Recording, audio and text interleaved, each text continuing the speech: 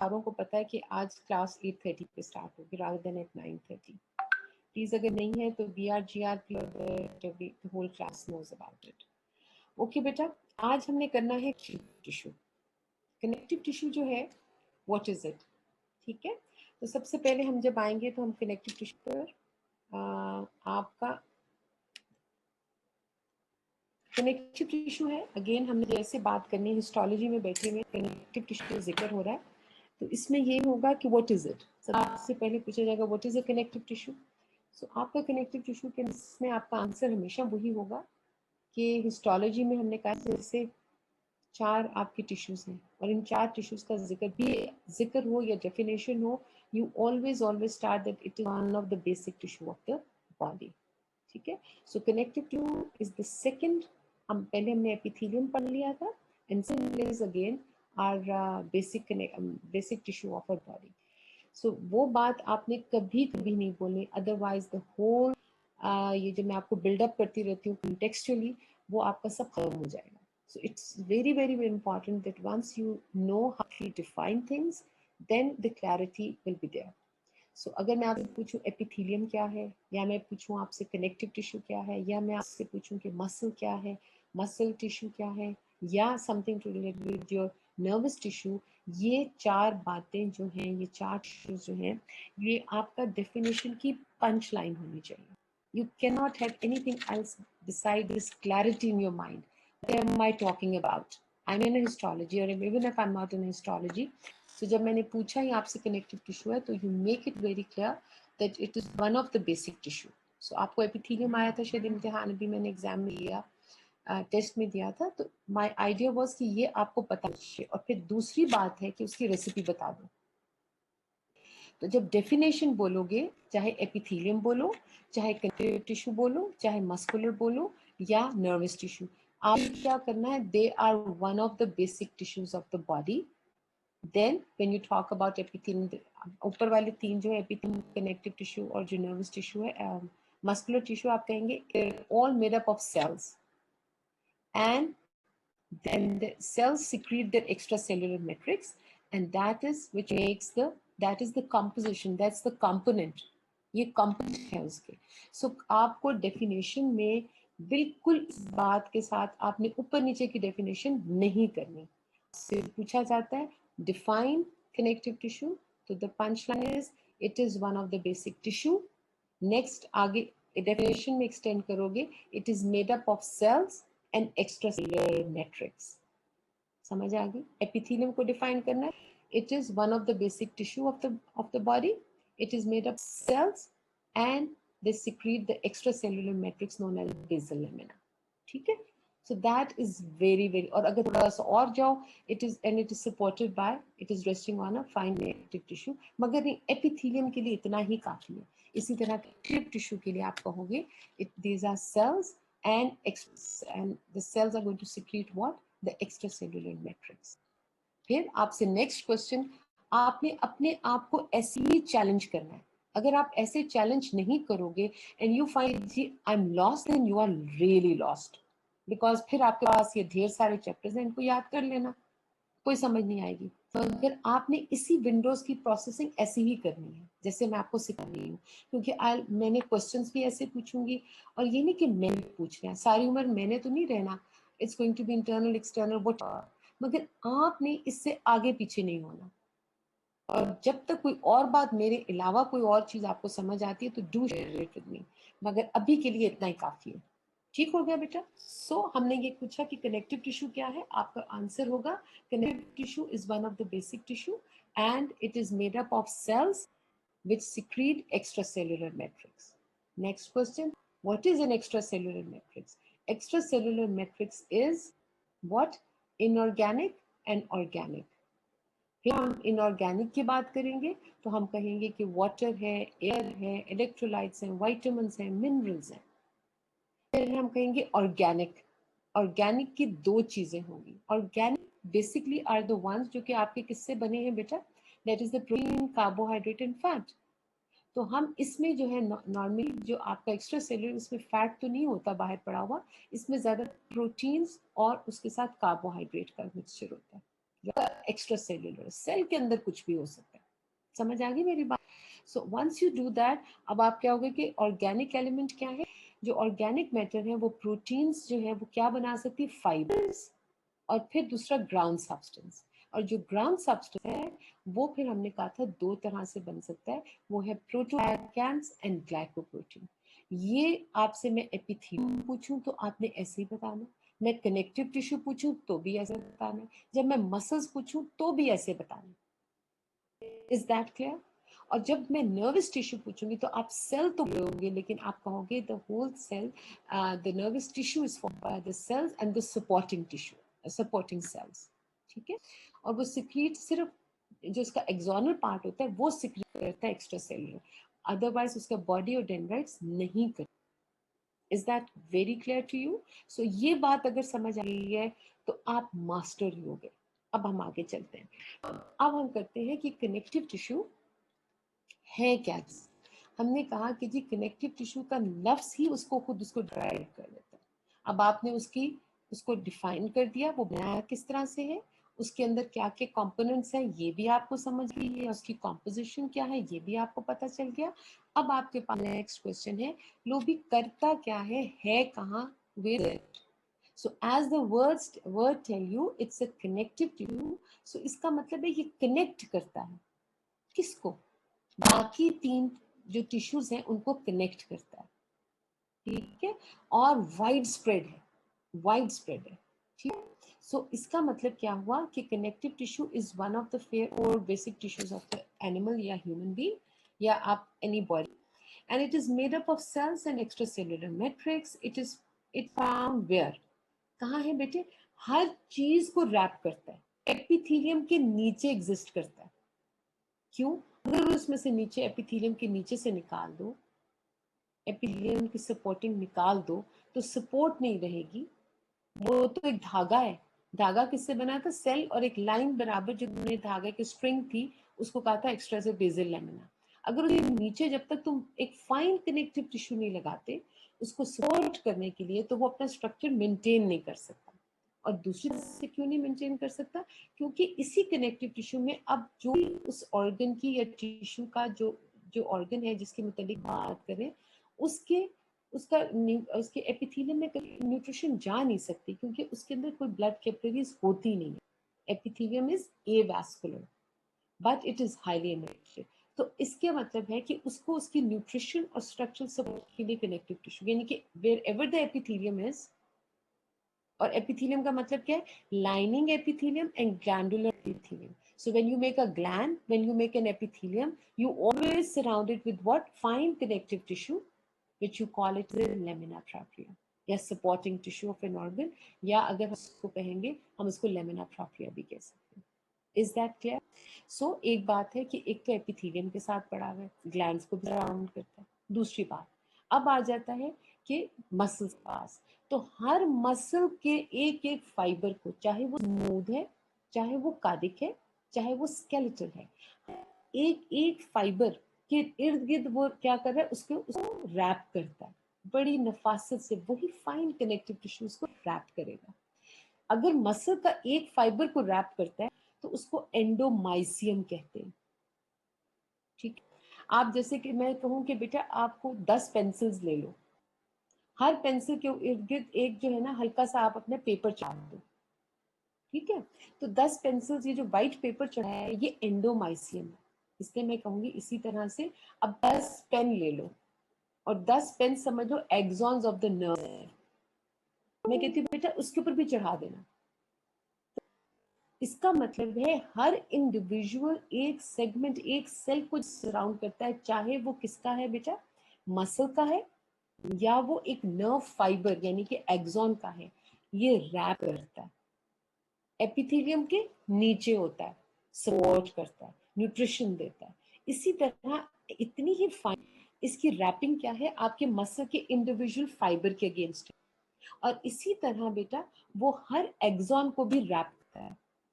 समझ आ गई? 10 पेन थे, 10 एक्सॉन्स इकट्ठे किए हुए, और यहाँ तुमने 10 पेंसिलें रखी हैं उसको भी, इसको कहोगे एंडोमाइसियम कनेक्टिव टिश्यू का नाम लोगे, उधर को ना एंडोन्यूरियम। दोनों क्या है बेटा, they are fine connective tissue. जब तक धागे लूज ना पड़े, पानी डिफ्यूज करके उसके अंदर न्यूट्रिशन नहीं जाएगी। अगर डेंस कनेक्टिव टिश्यू लगा दोगे बड़ी बड़ी उसके इर्द गिर्द मोटा सा चीज, तो वो पेनिट्रेट नहीं करेगा। इसलिए बहुत फाइन नेट होता है जिसको सपोर्ट करता है। Is that clear with you? So it, इसका कनेक्शन का ये लफ्ज ही सेल्फ एक्सप्लेनेटरी होगा कि इट कनेक्ट्स, और इसी के साथ फिर आगे इकट्ठे कैसे होते हैं। यानी कि 10 पेंसिल्स और मैंने 10 पेंसिल्स को रैप किया एंडोमाइसिन में, उसके बाद मैं क्या करती हूँ कि ये 10 पेंसिल्स को फिर मैं एक रिबन से बांध देती हूँ। तो ये जो मैंने अब बंडल बनाया है और अब ये जो रिबन बांधा, that is also connective tissue. इसको जो रैप किया था उसको एंडोमाइसिन कहा था, और वो जो मैंने 10 का रिबन लगाया मोटा, उसको मैं कहूंगी पेरी, अब बाहर पड़ा है तो पेरीमाइसिन कहूंगी। अब मैं इससे 10 और बंडल्स लूंगी और बाहर एक रस्सी से बांधूंगी, तो उसको एपीमाइसियम कहूंगी। कोई बात नहीं, मैंने आगे मसल्स में भी पढ़ाना है, लेकिन मैं आपको कनेक्टिविटी की, कनेक्टिव टिश्यू का सेंस कहाँ कहाँ मौजूद है, कितना वाइडली स्प्रेड है। ठीक है, सो इसी से मैं आगे तुम्हें समझाऊंगी कि लिगामेंट्स कैसे बनते हैं और टेंडन्स कैसे बनते हैं, या एपिन्यूरोसिस या टेंडन्स और एपिन्यूरोसिस कैसे बनते हैं। तो अब इंडिविजुअल के जो एक एक फाइबर था उसके इर्द गिर्द उसने रैप किया बेटा, तो वो हमने इसको एंडो कहा। फिर 10 को हमने बांधा रिबन से, हमने पेरी कहा। और फिर 10 दिल जैसे इकट्ठे जोड़े और उसको रस्सी से बांधा, तो हमने इसको क्या किया बेटा, दैट इज बेसिकली क्या है ये बेटा, that is going to be the epimysium on, epi है उसका। और जैसे जैसे वो रस्सी मोटी थी तो वो डेंस कनेक्टिव टिश्यू होगा, पेरी जरा उससे थिनर कनेक्टिव टिश्यू होगा, और वो जो अकेला एक एक रैप पेंसिल को किया था वो बड़ा फाइन था। अब लो जी, जब आप मसल्स की अटैचमेंट पढ़ी थी लोअर लिम्ब पढ़ी, हमने कितनी ज्यादा पढ़ी, हमने कहा इतने मसल्स पढ़े, तो हमने कहा कि उसका टेंडन है, या उसका हमने कहा कि जी फलाने का टेंडन बना, सेमी टेंडोसिस सेमी मेम्ब्रेनोसिस, जो टेंडन बना बेटा, वो जाके इसका मतलब क्या है कि मसल्स ये सारा रैप करके जब आया, तो वो बाकी मसल्स कितने नहीं, जैसे सार्टोरियस है ऊपर से लेके नीचे तक, इट इज ऑल मस्कुलर से लेके इंसर्शन तक। लेकिन और इसी तरह ये सारे उसके हर इंडिविजुअल बंडल्स इसी तरह बने हुए अंदर, बट जिसके ऊपर डीप फेशिया है, और डीप फेशिया इंडिविजुअली सेप्टस भिजवाता है, फिर सेप्टस एक एक को रैप कर जो एपीमाइसियम होता है। ठीक है, so keeping that in mind, sartorius है तो उसका ऊपर से लेके नीचे तक पूरा है, लेकिन सेमी टेंडिनोसिस कुछ जगह पर आके खत्म हो जाता है। अब जब वो मसल खुद नहीं अटैच हुआ, ओरिजिन उसका था मस्कुलर, लेकिन जब अटैच होने लगा तो क्या हुआ, मसल्स ऊपर ही खत्म हो गए। रैपिंग सपोज करो सारी रैपिंग तुमने जरा ऊपर खत्म कर दी, अब सारा connective tissue epi peri endo सारा लेके अब जाके तुमने अटैच कर दिया। क्यों? इतना स्पेस नहीं थी कि हमें प्रिसाइज चाहिए था एक चीज, तो उसको इस तरह आपका टेंडन आ गया इन ओरिजिन। ठीक है, इसी तरह अगर मैंने डिफ्यूज एक्शन लेना है, मैंने इस मसल से डिफ्यूज एक्शन करना है, तो डिफ्यूज एक्शन से क्या करने के क्या, जैसे आपके जितने भी लेग के मसल्स हैं जिन्होंने जाके फुट पे अटैच होना है, तो वो टेंडन्स बन गए बेटा। आप इमेजिन करते अगर ये सारे मसल आपके पाँव पर भी आके इतने मोटे मोटे लगते तो कितना भदा होता, और प्रिसाइज भी ना होता, और इतना मोटा पाँव होता, इतना मोटी चीज होता है। अब अल्लाह तभी कहते हैं ना, he is so proud of it that I've made the most beautiful thing in creation, and that is Ashraful Makhluq. इसको इतना खूबसूरती से बनाया उसने, नफासत उसको स्कैल्पर से लेके उसको उसको कार्व कर किया है। तो वो क्या किया उसने कि अब मसल्स को ऊपर उसने खत्म करा दी, और अब उसे फुट में लेके जाएंगे तो सारे उसको एक टेंडन बना दिया। टेंडन कैसे बन गया, अंदर से मसल गायब कर दो, और एंडो पेरी एपी इनको लिया और इनका एक एक कॉर्ड सी बना के अटैच कर दो। तो ये सब भी क्या है, कनेक्टिविटी भी करता है, एक जगह से दूसरी जगह पे कनेक्टिविटी करता है। लेकिन अगर मैं चाहूँ कि डिफ्यूज एक्शन में, तो अब मैं क्या करूँगी, मसल्स को फैला दूंगी, और अब क्या करूंगी, उसको उसके फैलावे जब खत्म करके आगे उसके अंदर लेके जाऊंगी जो फाइबर, तो शीट होगी, तो आगे जाके एक्शन भी जहां हो तो वो भी डिफ्यूज होगा। Now do you get what I am trying to make you understand, कि जहां टेंडन होता है इसका मतलब है कि मसल ऊपर ही खत्म हो गया और उसकी शीट्स नीचे आ गई, और उन्होंने जाके प्रिसाइज एक्शन किया, क्योंकि वहां हम चाह नहीं रहे मसल जाए, लेकिन हम चाह रहे हैं अब डिफ्यूज एक्शन हो। अभी आगे आप हाथ में पढ़ोगे तो प्रिसाइज एक्शंस होंगी, स्किल्ड मूवमेंट्स होंगी, भी और पतले पतले बनेंगी। लेकिन जहां हमारे एब्डोमिनल मसल्स है, हमने उसको डिफ्यूज करना है, पूरे आपके जिसमें एब्स हैं, तो साइड से वो मसल्स होते हैं और सेंटर में आके वो क्या बन जाते हैं, शीट बन जाते हैं। तो they a diffuse action. Do you understand? So ये मतलब क्या है, एक तो कनेक्ट करता है।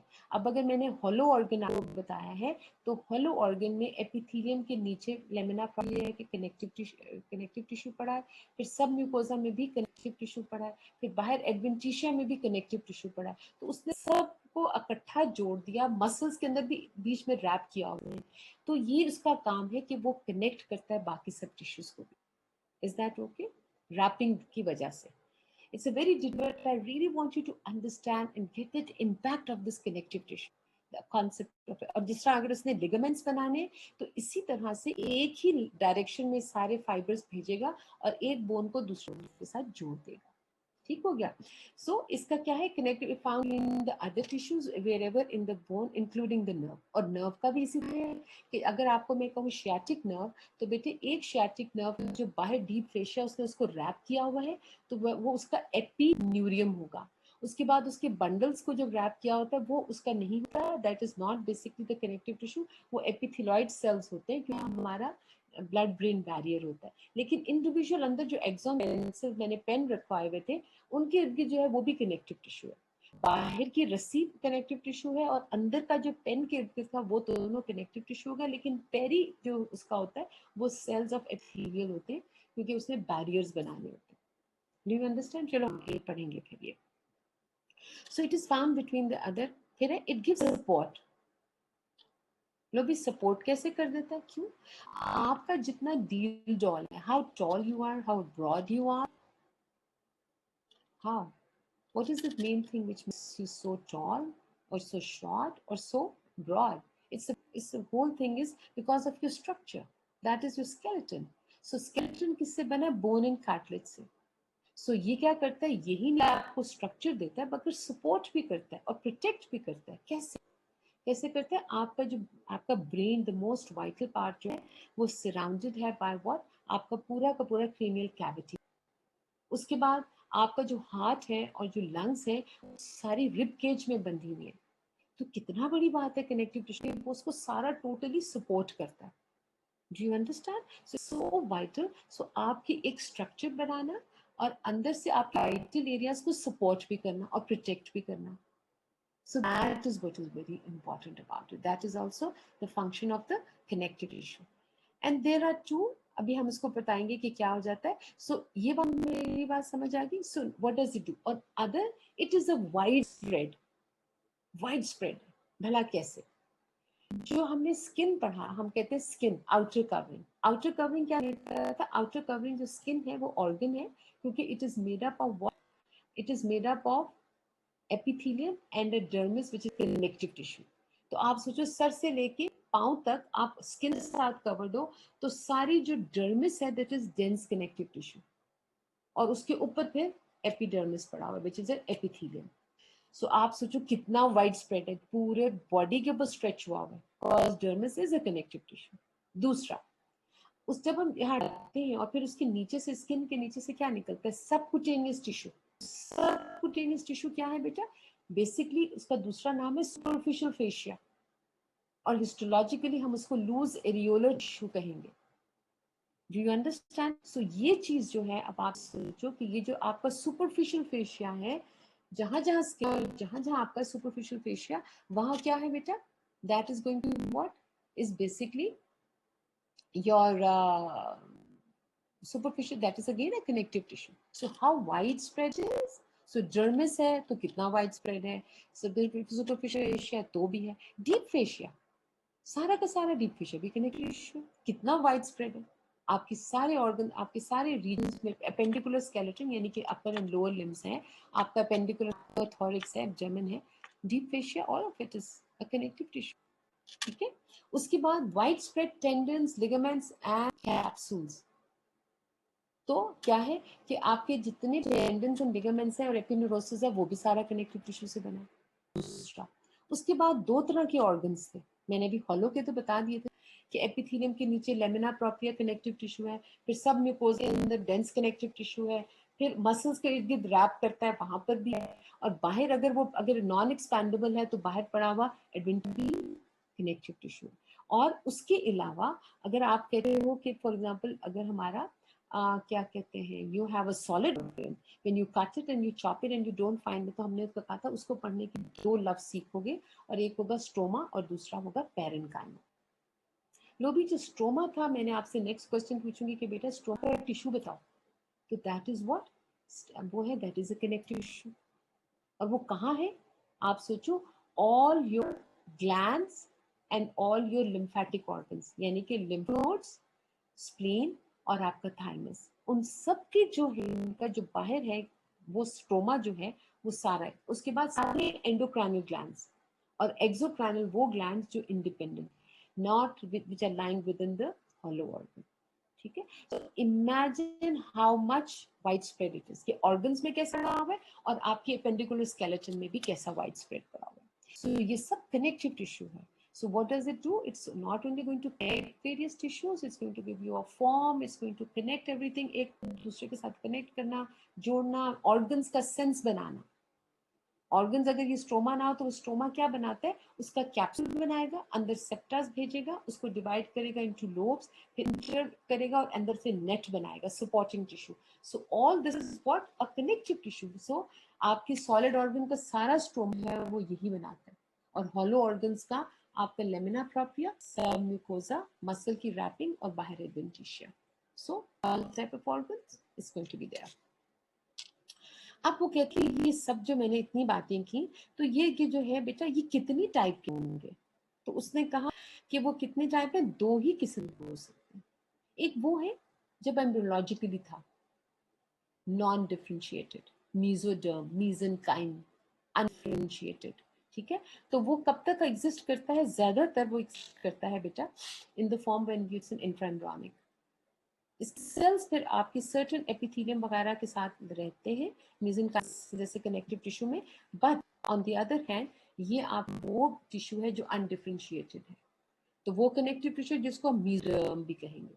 और दूसरा है एडल्ट का connective tissue, once the child is born उसके बाद जो उसके टिश्यूज बनने शुरू होंगे इसी मेसोडर्म से जो बनेंगे वो adult form of the mesoderm होगा या कनेक्टिव टिश्यू। ये कनेक्टिव टिश्यू को कहेंगे mesenchymal connective tissue, undifferentiated.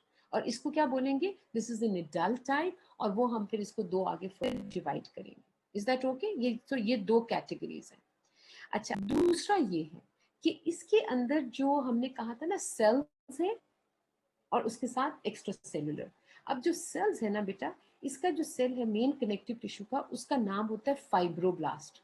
Generalized हर जगह पढ़ा, कैसे, in the form of dermis, in the form of superficial, deep fascia, ligament, tendons, ये जो सारा कुछ मैंने आपको बताया है, ये सारे के सेल का जो मेन सेल है उसको कहते हैं फाइब्रोब्लास्ट। ठीक है, जैसे उधर एपिथेलियल सेल्स थे, इधर जो है ये फाइब्रोब्लास्ट है। लो जी, ये फाइब्रोब्लास्ट है, ये वो है जिसने कि जो मैंने सारा इरेगुलर, लूज, डेंस, डर्मिस, ये सब वो क्या करेगा, वो सिक्रीट करेगा एक्स्ट्रा सेलुलर, जो क्या होगा, इनऑर्गेनिक फॉर्म भी होगी और ऑर्गेनिक, यानी कि वो फाइबर्स भी फॉर्म करेगा, ग्राउंड सब्सटेंस करेगा, प्रोटोग्लाइकेंस करेगा, ग्लाइकोप्रोटीन्स करेगा।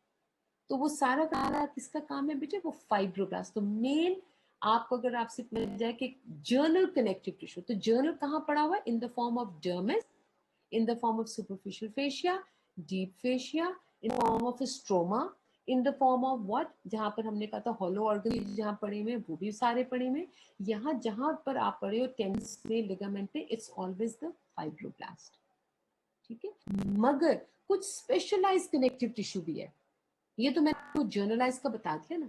अब स्पेशलाइज का मतलब क्या है कि वो हर जगहों पर, इतनी जगह नहीं, हर जगह नहीं अंदर घुस जाता, और वो क्या है, बोन्स एंड कार्टिलेजेस। अब उनका सेल भी मेसेनकाइम के सेल, स्टेम सेल से आएगा, फाइब्रोब्लास्ट भी होगा, लेकिन वो चेंज में हो जाएगा कॉन्ड्रोब्लास्ट या ऑस्टियोब्लास्ट। तो हमारे दिमाग में ये है कि कितने टाइप के होते हैं, मेनली कहेंगे मेसेनकाइमल टाइप होगा और एडल्ट। फिर हम कहेंगे एडल्ट के दो तरह के होंगे, दो तरह से क्या मतलब हुआ बेटा, one is going to be general type और अ प्रॉपर कनेक्टिव टिश्यू, जिस जो मैंने अभी आपको बताऊंगी जब सारा कुछ बता चुकी हूँ, और एक है स्पेशलाइज कनेक्टिव टिश्यू। लो जी, जो स्पेशलाइज कनेक्टिव टिश्यू है वो दो तरह का भी हो सकता है या उसको तीन तरह से भी कह सकते हैं। वो कौन होगा, example is what is your bone cartilage and blood. Blood भी बेटा कुछ हद तक ऐसा ही होता है कि उसके अंदर सेल्स होते हैं, वो खुद तो अपना सिक्रेट नहीं करते, मगर जो उनका एक्स्ट्रा सेलुलर होता है वो प्लाज्मा होता है, और प्लाज्मा में आपके फाइब्रस एलिमेंट्स भी होते हैं, और उसके अंदर क्या होता है, सारे के सारे आपके इनऑर्गेनिक ऑर्गेनिक सब होते हैं। तो इसलिए कुछ लोग तो कहते हैं कि हमारी बॉडी में 5 किस्म के 5 बेसिक टिश्यूज हैं, और वो ब्लड को इससे कनेक्टिव टिश्यू में से निकाल देते हैं। लेकिन क्या है कि असल में वो सेल्स आके कनेक्टिव टिश्यू में, के जो ब्लड सेल्स होते हैं बिसाइड आरबीसी, ये सब जो न्यूट्रोफिल्स होंगे और मैक्रोफेजेस, मास्ट सेल्स, प्लाज्मा, ये के फिर कनेक्टिव टिश्यू में ही आ जाते हैं। फिर वहां उसके साथ क्या करेंगे, they are going to have immunity के लिए। जब चैलेंज होता है बैक्टीरिया से, कोई इंजरी आ जाएगी, इन्फ्लेमेशन होगी, तो वहां से ब्लड सेल्स के अंदर से निकलते हैं मैक्रोफेजेस होंगे, मैक्रोफेजेस आ जाते हैं, मोनोन्यूक्लियर सेल्स हैं या मास्ट सेल्स, प्लाज्मा सेल्स, और ये ल्यूकोसाइट्स वहां से निकलते हैं और कनेक्टिव टिश्यू में आते हैं। तो आप कह सकते हो कि कनेक्टिव टिश्यू का जो दूसरे सेल्स हैं वो कौन से सेल्स हैं बेटे, कंसर्न्ड विद योर प्रोटेक्शन। ठीक है, so those are going to be what, they are going to be basically क्या होगा बेटा, they are macrophages, your mast cells, plasma cells, and your WBCs. At any time when they're changed by bacteria and they reach up to the connective tissue, what do? Come out from the leaky हो जाता है capillary, और उसमें से साइटोटॉक्सिन्स होते हैं, वो attract करके बाहर निकाल देते हैं उसको। सो वहां पर वो उसका इम्यूनिटी भी देता है उसको, जैसे प्लाज्मा सेल्स हैं, IgE वगैरह देंगे, और रिपेयर भी साथ साथ करते हैं, खा भी लेंगे उसको और नया सेल भी बनाना शुरू कर देंगे। सो ये भी काम है इसका। So it's a wide spread superficial and deep tendons in this. So क्या करता है, इट एक्ट्स, सपोर्ट्स एंड यहाँ बाइंड है बेटा, ये मैंने जरा थोड़ा सा इसको नीचे कर देती हूँ, सॉरी, जस्ट अ सेकंड।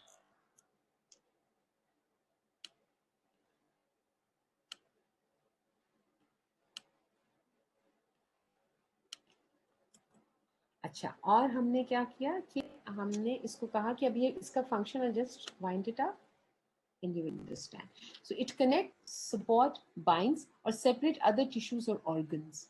ठीक है, typically having relative few cells.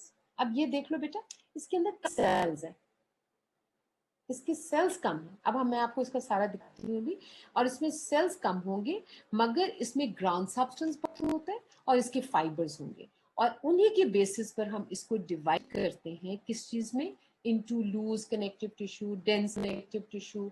ठीक है, तो यहाँ सेल्स के ऊपर बेस नहीं किया था, एपिथेलियम को हमने सेल्स लेके किया था। हमने कहा था structurally either they are squamous, cuboidal या columnar, and how they are placed in functionally either in single layer or in double layer। और इसके इन बिटवीन हमने कहा था सूडो भी होता है, वो भी सिंपल में ही आएगा, और उसके बाद ट्रांजिशनल एपिथेलियम भी हो सकता है। ठीक है बेटा, सो ये चीज जो है आपने ये देखना है बेटा कि मेरी तो इसके अंदर आपने ये देखना है कि इसको हम कर नहीं सकते, इसको देखने के पर हम ये नहीं कह सकते कि बिलोजी ये कौन सा टिश्यू है कनेक्टिव टिश्यू। अब आप कैसे देखो, तो इसको मैं फिर से इसको जरा इनलार्ज करती हूँ बेटा, so that you know what I'm talking about। आपको जरा ये और क्लियरली पिक्चर आ जाएगी। ठीक है, इसमें अगर आप देखो बेटा, लेट्स सी दिस, तो अगर आप इसको देखना है तो इसको देख के कैसे आप क्लासिफाई कर सकते हो, किस चीज को देख के करोगे, तो जी मेन सेल जो है, अब ये कनेक्टिव टिश्यू एक टिपिकल कनेक्टिव टिश्यू जो प्रॉपर कनेक्टिव टिश्यू, जो स्पेशल है ना वो तो बोन एंड कार्टिलेज है, वो हम बाद में आएंगे। तो हम इसको अगर देखो तो इसमें बेटे क्या है आपके पास, you have the cells here, main cell of the connective tissue one is, ये जो मोव्स है ना 1 2 3 एंड दीज आर बेसिकली क्या, फाइब्रोब्लास्ट है। ठीक है, ये फाइब्रोब्लास्ट है, और उसके अलावा सेल्स कौन से हैं, जो cells of the connective tissue होते हैं मेन आर द फाइब्रोब्लास्ट और एडिपोसाइट्स। ये जर्नलाइज्ड है ना, जैसे हमारे सुपरफिशियल फेशिया में पड़े हुए, हम इसको लूज एरियुलर टिश्यू भी कहते हैं। तो मेन सेल्स कौन से, इज द फाइब्रोब्लास्ट। अच्छा, दूसरा कौन सा है, एडिपोसाइट्स। ये क्या है, इनके अंदर अगर आप देखो तो ये सिग्नेट रिंग की तरह, if you look at the ring yourself, अगर जैसे बच्चों ने पहनी होती है, तो आपके ऊपर, उसके ऊपर जहाँ जो आप दे रहे होते हैं उसके ऊपर एक बीड लगा हुआ है, व्हाटएवर यू हैव दिस, और नीचे जो वो उसके अंदर एक रिम सा है। तो एग्जैक्टली लाइक दिस, इसके ये ऐसा सेल है कि इसके अंदर एक बड़ा सा फैट का वैक्यूल है और उसने सारे ऑर्गेनेलिज को एक जगह पे कन्फाइन कर दिया, न्यूक्लियस को ऐसे फ्लैट कर दिया और सारे ऑर्गेनेलिज को इधर ले आया। तो ये जो इस तरह की फॉर्म होती है इसको सिग्नेट फॉर्म कहते हैं, ये एडिपोसाइट है।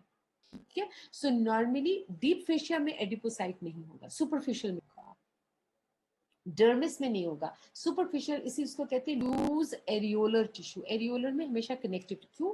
क्योंकि ये जो फैट सेल्स हैं आपके स्किन के, आपके सुपरफिशियल फेशिया में पड़े होते हैं फैट सेल्स, और ये आपके कॉन्टोर्स बनाते हैं। ठीक है, सो विद द प्यूबिटी, और या वैसे जैसे चबी बच्चा है उसकी फैट, उसकी कितनी की चीक्स कितने चबी हैं, या with at the puberty female की खास डिस्ट्रीब्यूशन हो जाती है, मेल की एक खास डिस्ट्रीब्यूशन होती है। इट्स ओनली, और जब खा रहे होते हैं तो हम कहाँ जमा करा रहे होते हैं अपनी फैट को, जाके किस बैग में, वो ये है एडिपोस सेल्स हमारा बढ़ता जाता है। तो फिर इससे हमारी कॉन्टोर्स भी तो बनेंगे ना बेटा। तो यही नहीं मुझे हाइट दी और मुझे ब्रेथ भी दी, बल्कि मेरे कॉन्टोर्स बनाए। सो आपके सेल्स उसमें बेसिकली क्या होगा, मेन इज द फाइब्रोब्लास्ट, क्योंकि ये सारा कुछ ये सिक्रीट करेगा। लेकिन साथ ही इन सुपरफिशियल फेशिया आपका, या आपका जो उसके सबक्यूटेनियस फैट में आप फैट भी डिपॉजिट होता है और ये जगह डिस्ट्रीब्यूट हुआ है। लेकिन इसी जगह पर फॉर एग्जांपल एक मेमोरी ग्लैंड बनाना है उसने, फीमेल्स का बनाना है, तो यही जो सबक्यूटेनियस होगा at exactly in that site between the 4th and 6th, आपके जो रिब्स है उस पे ये डिपॉजिट होके मेमोरी ग्लैंड को डेवलप कर देता है। इसी तरह ग्लूटल रीजन में, बाकी सब जगह पे भी आपका, आपके कनेक्टिव टिश्यू में आपका पड़ा होगा। आप स्किन को रिमूव करोगे तो पूरी लेग में आपका लूज एरियोलर टिश्यू, जिस तरह फैट बॉडी को जब डायसेक्ट करते हैं तो सारी फैट उसको साफ करना बहुत मुश्किल होता है। लेकिन देखना, चाहे वो पतली है चाहे मोटी है, लेकिन जब ग्लूटल रीजन में करोगे तो वहां डिपॉजिट आपको मिलेगा ही नहीं, क्योंकि उसका उसने बटक्स बनानी है। ठीक है, सो इसका मतलब है कि मेन सेल तो फाइब्रोब्लास्ट है, और जो फाइब्रोब्लास्ट है ये सारा सिक्रीट करेगा इनऑर्गेनिक और ऑर्गेनिक, और एडिपोज साथ में उसके सुपरफिशियल में पड़ा होगा ताकि उसकी कॉन्टोरिंग करे। ठीक है, अब उसके अंदर अब क्या है, उसके अंदर मैक्रोफेज भी आ सकता है। ठीक है, उसके अंदर अगर डिपेंड अपॉन कि इसको चैलेंज हुआ है तो मास्ट सेल्स भी आ सकते हैं, प्लाज्मा सेल्स भी आ सकते हैं, ल्यूकोसाइट्स भी आ सकते हैं, WBCs, neutrophils, eosinophils, basophils, monocytes, they can come and get converted into. ठीक है, मगर मास्टर जो है ना वो ये है। अब एक और बात याद रखो बेटा, है इतनी तेजी से टाइम गुजरा है, आधा घंटा। अच्छा, अब क्या है बेटा, आई हैव टू 10 o'clock। अच्छा, सो अब इसमें क्या है बेटा, जब भी कोई सेल के साथ ब्लास्ट का लफ्ज आ जाता है, जैसे कि एरिथ्रोब्लास्ट है, या मोनो, या आपको हम कहते हैं फाइब्रोब्लास्ट कह सकते हैं, कॉन्ड्रोब्लास्ट कहेंगे, या हम ऑस्टियोब्लास्ट कहेंगे। जब भी ब्लास्ट का लफ्ज आता है ना बेटा, तो इसका मतलब है कि ये अभी जो उसकी स्टेज है वो एक्टिव स्टेज है। यानी कि अगर एरिथ्रोब्लास्ट है तो ये नहीं है कि वो कुछ सिक्रीट बाहर कुछ कर रहा है, वो अपनी एक्टिविटी काफी बना रहा है कि अपने सेल की जो अंदर जो प्रोटीन्स चाहिए वो उसके अंदर काफी कुछ बन रही है। और तभी क्या है कि उसका न्यूक्लियस जो होता है ना हमेशा बड़ा होता है। ब्लास्ट के सेल का न्यूक्लियस बड़ा होता है, लेकिन बड़ा लाइट स्टेन्ड होता है। क्यों भाई, लाइट क्यों होता है? और जो साइट होता है बेटा, उसमें क्या होता है कि जो सेल होता है वो जरा श्रिंक हो जाएगा, उसका साइज भी श्रिंक हो जाएगा, लेकिन जो उसका न्यूक्लियस होता है बेटा वो पिक्नोटिक होता है। पिक्नोटिक क्या मतलब है कि बड़ा गाढ़े रंग का और ऐसे श्रिंक कर गया, पिक्नोटिक सा हो गया, और डार्कली स्टेन्ड होगा। लो भी रीजंस क्या है? रीजन ये है कि जो बड़ा सेल है जो ब्लास्ट फॉर्म में होता है वो एक्टिव सिक्रीट कर रहा होता है, या अपना इंट्रासेलुलर ऑर्गेनाइज या अपने सेल मेम्ब्रेन की एक्टिविटी के लिए, या को बाहर सिक्रीट भी कर रहा है। ठीक है, तो जब भी ब्लास्ट, तो उसका जो न्यूक्लियस है वो बड़ा इसलिए है क्योंकि, और वो लाइट कलर इसलिए है कि जो उसके क्रोमोसोम्स हैं बेटा वो खुले में, अब खुले हो रहे हैं तो खुले का मतलब क्या है कि जी लो जी ट्रांस मैसेंजर आरएनए आ रहे हैं, ट्रांसफर आरएनए से उसको लेके दे रहे हैं और उसको बना रहे हैं, क्या पढ़ रहा है, आरएनए आ रहा है जा रहा है और ये सब कुछ हो रहा है। तो इसका क्या मतलब है कि क्रोमोसोम खुलेगा तो वो किताब पढ़ेगा ना। अगर मैंने उसको टाइट कर दिया क्रोमोसोम को तो वो कोड्स पढ़ ही नहीं सकते, तभी वो साइट में बहुत कम होता है, इतना ज्यादा इतना ही सिक्रीट करके मेंटेन रखता है।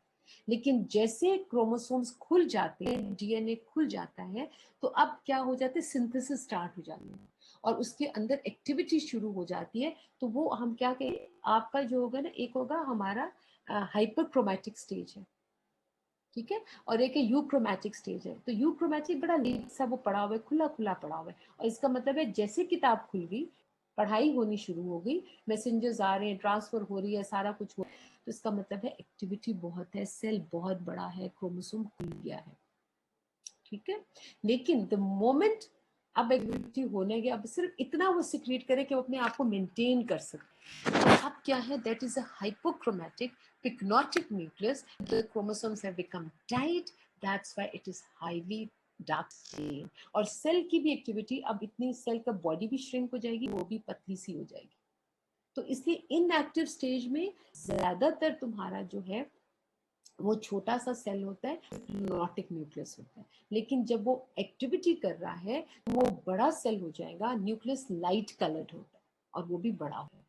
Is that clear to you? So अगर हम आगे पढ़ेंगे तो हम फाइब्रोसाइट्स पढ़ेंगे, फाइब्रोब्लास्ट पढ़ेंगे। इसी तरह जैसे मैक्रोफेजेस है, वो एक्टिवली काम कर रहा होता है, उसकी शक्ल फर्क होती है, जब वो इनएक्टिव स्टेज होता है तो उसकी शक्ल फर्क होती है। इसी तरह ये मैक्रोफेज है, ये भी डिपेंड करता है ये अपनी किस स्टेज में है, इनएक्टिव या एक्टिव स्टेज में। हो गया बेटा।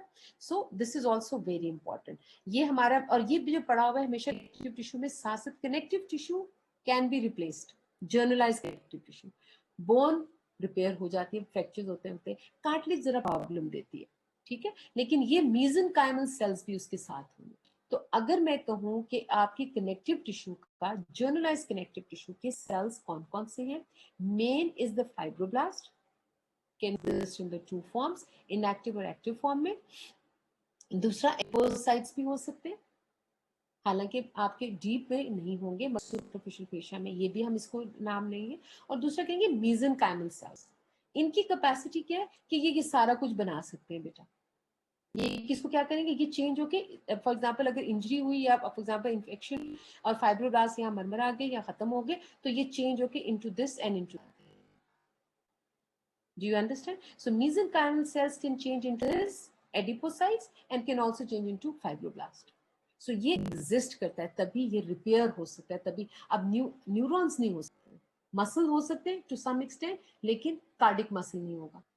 न्यूरॉन एक दफा गए तो गए, ठीक है। सो ये हमने देखा है, एपिथेलियम का हमने कहा था ना, वो रिप्लेस हो जाती थी, वो हो जाती आफ्टर एवरी 13 डेज के बाद, 3 डेज के बाद, डिपेंडिंग अपॉन कौन सा हम की बात करें, but they have a capacity of regenerating, तो उनका एपिथेलियल स्टेम सेल रहता है उनके साथ, ठीक है। So keeping in that mind, अब जो तुम देखो बेटा, इसमें अगर देखो तो ये, अब इस सेल ने, अगर ये कनेक्टिव टिश्यू है तो ये सेल्स होंगे, मेन सेल तो यही है, और ये सीट क्या करेगा, ये कुछ नहीं करेगा, ये कॉन्ट्रोरिंग करेगा और ये इंसुलेशन रहेगा, आपको इंसुलेटेड, जितना जितना मोटा उतना ज्यादा उसकी इंसुलेशन, उसको स्टैंड भी कम होती है, ठीक है। हालांकि कई दफा ऊपर उल्टी बात होती है, बट एनीवे ये इंसुलेशन के तौर पे भी और स्टोरेज की तरह काम करता है। मेसेनकाइम चेंज करने में हेल्प करता है। और दूसरा मेन जो है फाइब्रोब्लास्ट, तो फाइब्रोब्लास्ट जब एक्टिव होता है तो वो क्या करता है बेटे, इट विल सिक्रीट इनऑर्गेनिक। अब ये जो आपको ये जो पीछी सा सारा बैकग्राउंड है ना, ये सारा ग्राउंड सब्सटेंस है, और इसमें इनऑर्गेनिक भी सारा अंदर मिक्स हुआ हुआ, ठीक। और उसके अंदर क्या हुआ हुआ है, सब्सटेंस में प्रोटोग्लाइकेन्स भी पड़े हुए हैं, ग्लाइकोप्रोटीन्स भी पड़े हुए हैं। तो ये पीछी पीछी तुमने ये डालना है इसके अंदर सारा, ये इसका सारा ग्राउंड सब्सटेंस होगा। तो proteoglycans and glycoproteins are this पीछी फॉर्म, ठीक हो गया। अब उसके अंदर हमने कहा था इनऑर्गेनिक भी इसी में हुआ हुआ। अब एक और ऑर्गेनिक जो रह गया था वो fibre. So looking at the fibers now, there are basic two set of fibers. ये जो है, ये दो तरह के फाइबर सिक्रिएट होता है। एक ये जो तुम बड़ी बड़ी जैसे ये पिंक कलर के कॉर्ड्स से देख रहे हो ना, ये कॉर्ड्स तो नहीं थे फाइबर्स के अंदर की, जरा वैसे ये डायग्रामेटिक थ्योरेटिकल बनाई हुई है। तो ये जो आपको पिंक नजर आ रहे हैं, ये ऐसे वेव्स में होते हैं, ऐसे हल्का हल्का जब लहर सी नहीं आई होती, ऐसी वेव्स की फॉर्म में होते हैं। And these are your collagen fibres, and they are from variety 1 to 10, 12 तक उनकी वैरायटी, टाइप 1 to 10, टाइप 10 तक उनकी जाएगी। और उसके अंदर कोलेजन के अंदर जो टाइप 3 है उसकी, वो ये फाइबर है।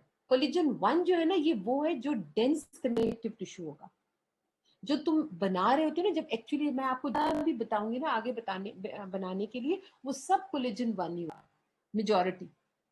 तुम उनके बंडल्स देखोगे, तुम उनके फाइबर देखोगे, तो वो कोलेजन 1 है, वो क्या बनाएगा, बोन का पेरियोस्टियम या कार्टिलेज का पेरिकॉन्ड्रियम, या आपके डेंस आपके स्ट्रोमा का, आप स्ट्रोमा का कैप्सूल सेप्टाज, वो सारा बनाएगा। तो ये आपका क्या है, बेसिकली दिस इज कोलेजन 1। और कोलेजन 2 जो है वो कार्टिलेज में होती है, वो अलग बात है। 3 जो है बेटे उसकी, वो क्या है बेटा, ये है fibres. Can you see these fibres, ये छोटे छोटे फाइबर्स हैं यहाँ, ये क्या है, रेटिकुलर फाइबर्स है। लो जी, ये जो रेटिकुलर है, छोटे छोटे फाइबर्स होते हैं, और ये एच एंड ई स्टेन नहीं लेते। ये तो थ्योरेटिकल बनाई हुई है ना, ये एच ई स्टेन नहीं लेते। तो वो जो मैंने स्ट्रोमा बताया था ना, मैंने कहा था कि इसको रेटिकुलर फाइबर्स, तो ये कहाँ होंगे, रेटिकुलर एंडोथेलियल सिस्टम में। वो कौन से होंगे, लिम्फेटिक ऑर्गन्स। तो मैंने क्या कहा था, सॉलिड ऑर्गन्स कहाँ कहाँ होते हैं, लिम्फेटिक ऑर्गन्स में। कहाँ, जैसे कि आपकी लिम्फ नोड में, स्प्लीन में, और कहाँ होंगे बेटा, that is going to be thymus, और प्लस बोन मैरो। तो उसके अंदर जब वो बोन मैरो को वो तो नहीं है, ऐसा क्या कहते हैं आपकी, क्या कहते हैं बेटा, that's not a organ, that's a tissue. मगर उसके अंदर भी मैं ये बता रही हूँ कि बेसिकली अंदर बोन मैरो के अंदर ये टिश्यू का एक नेटवर्क पड़ा होता है, और आपके सॉलिड ऑर्गन के अंदर भी नेट, ये जो नेट मैंने कहा था ना, ये ऐसे छोटे छोटे का ये ऐसे नेट बन जाता है। लेकिन ये नॉर्मली स्टेन नहीं होगा एच एन डी से। तो आपको क्या लगेगा, बीच में ना चीज बनी हुई और खाली है, वो जो खाली जगह है ना, वो असल में it's filled up with the fine. जैसे मैं अगर कहूँ कि एपिथेलियम के नीचे देखो, तो बहुत कम तुम्हें इर्द गिर्द, एपिथेलियम के इर्द गिर्द लेमिना प्रोप्रिया नजर आएगा। क्यों, क्योंकि वो बना हुआ है रेटिकुलर से। सो लेमिना प्रोप्रिया और स्ट्रोमा के अंदर आपका जो आपका स्ट्रोमा है, उसका सॉलिड ऑर्गन का जो अंदर का नेट है, it is all network, that is reticular fibres. मैं फिर से रिपीट करती हूँ, reticular fibres is a type of collagen 3 variety, and it is less dense as compared, less fine, it is fine as compared to the collagen 1 fibers। तो वो क्या है बेटे, नेट बनाते हैं। They are there like lamina propria की form में, जैसे एपिथेलियम के नीचे या ग्लैंड्स के इर्द गिर्द पड़े हुए। लेकिन और वो उसको स्टेन करने के लिए उसके कैरेक्टर फर्क होता है। हालांकि डिराइव वो यहीं से हुआ है, इसे इसको सिक्रीट किया। लेकिन इस जब ये बनाने लगता है रेटिकुलर फाइबर, तो फाइब्रोब्लास्ट का नाम होता है रेटिकुलोसाइट। आया वो ये से है, और वो डिराइव कहां से, इसी मीजनकाइम से। सो मीजनकाइम ने इसको बनाया। इसने जब ये सिक्रीट करना होता तो चेंज इनटू रेटिकुलोसाइट, और फिर रेटिकुलर फाइबर्स बनाते हैं उन जगहों पे जहां जहां पर ज्यादा, जहां मैंने कहा फाइन कनेक्टिव टिश्यू पड़ा हुआ लेमिना प्रोप्रिया, वहां रेटिकुलर साइट्स दिखोगे रादर देन फाइब्रोब्लास्ट। अगर फाइब्रोब्लास्ट का हो तो गलत नहीं है, बट बेसिकली यहाँ से। और ये जो है ये लंबे लंबे। अब ये जो ये तो नेट बनाते, छोटे छोटे फाइबर्स है, फाइन, और नेट बनाते हैं। लो जो कोलेजन फाइबर है, प्रॉपर कोलेजन टाइप है, वो एक वेव की तरह में आता है, ऐसे जैसे एक बंडल है, इसमें एक एक वेव आ रही है। And individual fibre never branch, वो ब्रांच नहीं करता, और ये फर्मनेस उसको देता है। लेकिन जो आपका इलास्टिक फाइबर है, ये देखो, अब ये जो काले काले धागे हैं, ये इलास्टिक फाइबर्स हैं। Elastic fibres can branch and they can exist in 2 forms. अगर वो रिलैक्स्ड है वो जगह, और ये ज्यादा पड़े हुए हैं, तो ये बहुत वेवी वेवी होंगे, वेव्स की तरह होंगे। और जैसे आपने उसको स्ट्रेच किया, जैसे ये ऑलमोस्ट स्ट्रेच्ड है, तो ये सीधा लाइन हो जाएगी। But they can branch, they can form bundles, but individual fiber can branch. But when you talk about the collagen fiber, a proper collagen fiber, they are in the form of light waves, and what they do, they never branch। ठीक है, और इनकी एक variety जो है वो reticular भी है। कोलेजन की मैंने कहा ना 10-12 वैरायटी है, उसमें से जो एक वैरायटी है वो रेटिकुलर है, जिसको कोलेजन 3 कहते हैं। आगे समझ। तो ये सब किसने सिक्रीट किया, इसने। और ये जो इसने एक्स्ट्रासेलुलर किया था, ये रिजिड जेली लाइक चीज होती है, विच मेक श्योर कि ये इसमें सब फिक्स्ड है। ओके बेटा, ये ग्राउंड सब्सटेंस है, ये ब्लड वेसल्स है, ये मोटी मोटे ब्लड वेसल्स है। कनेक्टिव टिश्यू में ब्लड वेसल्स आ सकते हैं, एपिथेलियम के अंदर नहीं घुस सकते। ठीक है। प्रोटीन फाइबर्स कौन कौन से हैं बेटा, एक्स्ट्रा सेलुलर में ग्राउंड सब्सटेंस था, ये पड़ा है। और प्रोटीन फाइबर्स के elastic fibres, collagen fibres and reticular इसकी वैरायटी है। अब जो ये फिक्स्ड फाइबर्स, अब जो सेल्स कौन से थे, सेल्स इसके अपने सेल्स कौन से होंगे, main mesenchymal cell, which can change into fibroblast or fibrocyte, or it can change into lymphocyte। और उसके अलावा मैक्रोफेजेस, अर्ली मोनोसाइट्स जो वहां से आते हैं, जो आपके उसके अंदर से ब्लड से आएंगे वो आके मैक्रोफेजेस बना सकते हैं. तो you can have the macrophages there in the connective tissue. Okay बेटा. ये एक बहुत बड़ा कॉन्सेप्ट था विच इज लाइक, मैं जल्दी से अब इसको थोड़ा सा रिवाइज करती हूँ आपके साथ. ये सब कुछ बाकी स्लाइड जो है ये तकरीबन ये है, कहीं मैं जाके आपको थोड़ा थोड़ा एक्स्ट्रा बताऊंगी, but majority is will be the same. ठीक है. सो अगर आप इसको देखो, ये एक आपका नजर आया हुआ, ये सुपरफिशियल फेशिया या क्या है बेटा, loose connective, loose areolar tissue है या loose dense loose connective tissue है. अब इसमें आप नजर आ रहा है, कैसे क्लासिफाई करोगे इसको?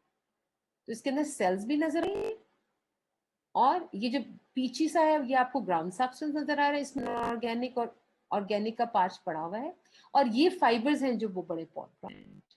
तो हम आगे जब जाके पढ़ेंगे तो जर्नल और हम पढ़ेंगे किस तरह हमने इसको किस पे कमेंट करेंगे, या हम इसकी ग्राउंड सब्सटेंस को देख के उसको क्लासिफाई करेंगे, जैसे हम आगे कार्टिलेज पढ़ेंगे. और अगर हम फाइबर्स की तरफ देखें तो हम क्या करेंगे, हम देखेंगे कि या इलास्टिक है इसमें, या इसके अंदर कोलेजन है, डेंस पड़ा है, इरेगुलर पड़ा है या रेगुलर पड़ा है, उसके पर हम क्लासिफाई कर देंगे. लो भी कनेक्टिव टिश्यू क्या करता है, binding and the structure, support करता है, प्रोटेक्शन, ट्रांसपोर्ट एंड इंसुलेशन करता है. दूसरा अबंडेंट टिश्यू है, वाइडली सेपरेटेड सेल्स हैं, लार्ज एक्स्ट्रा सेलुलर मैट्रिक्स हैं, and it is a jelly like dense rigid which is going to be the ground substance. Composition आपसे पूछा जाए कि बेटे इसको टैबुलेटेड फॉर्म में बता, तो आपने क्या कहा, डिफाइन करना. तो कैसे डिफाइन, वो कहाँ चलेगी, हाँ, क्या करोगे बेटा, कनेक्टिव टिश्यू को डिफाइन करो. It is one of the basic tissue made up of cells and extra cellular matrix. Cells can be fixed, जो हमेशा होते हैं जर्नलाइज कनेक्टिव टिश्यू में, हमेशा ही होंगे, स्पेशलाइज्ड में भी. तो वो कौन से हैं, फाइब्रोब्लास्ट, कॉन्ड्रोब्लास्ट एंड ऑस्टियोब्लास्ट. इसके अलावा अगर जर्नलाइज है तो फाइब्रोब्लास्ट के साथ क्या हम डालेंगे बेटा, एडिपोसाइट्स, मैक्रोफेजेस भी. ठीक. और अगर स्पेशलाइज पड़े हुए फिक्स सेल्स तो कॉन्ड्रोब्लास्ट एंड ऑस्टियोब्लास्ट. ठीक है. वॉन्डरिंग सेल्स, अब क्या है, कनेक्टिव टिश्यू में अगर इंजरी हो जाए या इन्वेड हो जाए बाय द बैक्टीरिया तो क्या होगा, वॉन्डरिंग सेल्स उधर की जो ब्लड कैपिलरीज है उसमें से बाहर लीकी करके बाहर निकल आते हैं. क्या अब वो टिश्यू में क्या कुछ आ जाएगा, they will be macrophage, monocytes जाके कन्वर्ट होंगे इसमें आके, मास्ट सेल्स होंगे, प्लाज्मा, यहाँ एक और नहीं लिखा हुआ, प्लाज्मा सेल्स हो सकते हैं, और इसके अलावा eosinophils, basophils and lymphocytes, neutrophils. यानी कि आपने क्या करना है, आप कहोगे ल्यूकोसाइट्स कहेंगे. सो मैक्रोफेजेस, मास्ट सेल्स और लिम्फोसाइट्स के अंदर क्योंकि plasma cells T and B आएंगे और बी में से प्लाज्मा सेल्स निकलेंगे. और फिर न्यूट्रोफिल्स नहीं कि इसके साथ इओसिनोफिल्स और बेसोफिल्स भी होंगे. So all these are your wandering cells of the connective tissue. जब रिक्वायर्ड होता है, जब चैलेंज होता है तो ये होता है. अगर आपसे कहें कि अब आप इसको मुझे बताओ बेटे इन ए टैबुलेटेड फॉर्म, तो आप क्या कहोगे, आप कहोगे इसकी कॉम्पोजिशन है डॉक्टर साहब, इसकी सेल्स हैं, they are two connective tissue के टू टाइप्स हैं, एक है फिक्स सेल्स और दूसरे हैं वॉन्डरिंग सेल्स. जो फिक्स सेल्स हैं वो कौन कौन से हैं, हमने तो स्पेशलाइज और जर्नलाइज दोनों पढ़ने हैं ना. तो जो फिक्स मेन सेल्स हैं जो जो सारा क्रिएट करते हैं वो फाइब्रोब्लास्ट, कॉन्ड्रोब्लास्ट एंड ऑस्टियोब्लास्ट. बाकी ऐड किया जा सकता है इसके अंदर, जब हम जर्नलाइज में पढ़ेंगे तो हम उसमें एडिपोसाइट्स भी और एडिपोसाइट्स भी डाल सकते हैं. बट बेसिकली ये क्रिएट करेंगे special and general connective tissue.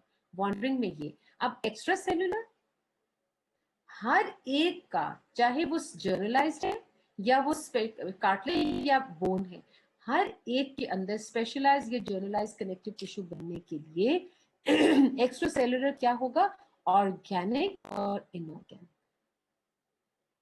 अब आपने क्या पढ़ना है कि जर्नलाइज का ऑर्गेनिक कौन सा और इनऑर्गेनिक कौन सा, और स्पेशलाइज्ड बोन का ऑर्गेनिक और इनऑर्गेनिक कौन सा, और कार्टिलेज का ऑर्गेनिक और इनऑर्गेनिक है. सबका फर्क होगा, तभी वो लिगामेंट बना रहे हैं, वो टेंडन बना रहे हैं, वो हड्डी ऐसी इतनी जबरदस्त के पड़ जाए तो हशर हो जाए, और एक कार्टिलेज कैसे लगता है आइस ऑन आइस स्लाइड करके चली जाती है. It is only why they are different because they secrete different organic and inorganic material in their extracellular matrix. So that means कि main key क्या है, are the cells. and the cells, they determine the organic and inorganic element for that connective tissue, and that is why their characteristics and their features are different. Okay with that? So let's say if it is a generalized forming the tendons, the ligament, the superficial fascia, the deep fascia, the dermis and thing, then the master cell is the fibroblast. And then it has its own organic, and organic क्या होगा, इसके अपना किस्म का fibre होगा. अब ये 10 fibres हैं, इसमें से वो चूज करेगा कि आपकी लिगामेंट्स में, टेंडन में, सब सुपरफिशियल में, और अगर बोन है तो वो कहेगा कि मुझे कौन सी चाहिए, वो अपनी पसंद का इसमें से चूज करेगी, और उसमें से फाइबर दूसरा इलास्टिक होगा. वो डिपेंड करेगा कि वो उसने लिगामेंट बनाना है या क्या बनाना है. तो हमने हर एक के आगे लिखना होगा कि इसका बेटा बताओ, लेकिन मेन स्ट्रक्चर ये होगा. फिर ground substance, glycoproteins and proteoglycans and glycoprotein, एक जर्नल्स की अलग होंगी, बोन की अलग होगी, कार्टिलेज की अलग होगी. आपको याद करने, एक एक दो नाम से याद करने. उसके बाद इनऑर्गेनिक, बाकी सबका तो तकरीबन सेम है, लेकिन इफ यू रिमेंबर कि ऑस्टियो बोन्स के अंदर फास्फोरस और ये चीजें बड़ी इंपॉर्टेंट होती हैं, तो तभी वो उसको डिफरेंट कर देती हैं. तो आपका काम ये है कि इसको आपने क्या करना है, लिखना है. और मैं कहूँ कि जर्नल के अंदर ये दोनों नहीं डालोगे, फिर आप फाइब्रोब्लास्ट डालोगे, ये सब चीजें डालोगे, फाइबर उसमें से कौन सा पिक करना है, इलास्टिक, कोलेजन, ग्राउंड सब्सटेंस में कौन से हैं, हर एक के अपना अपना नाम है.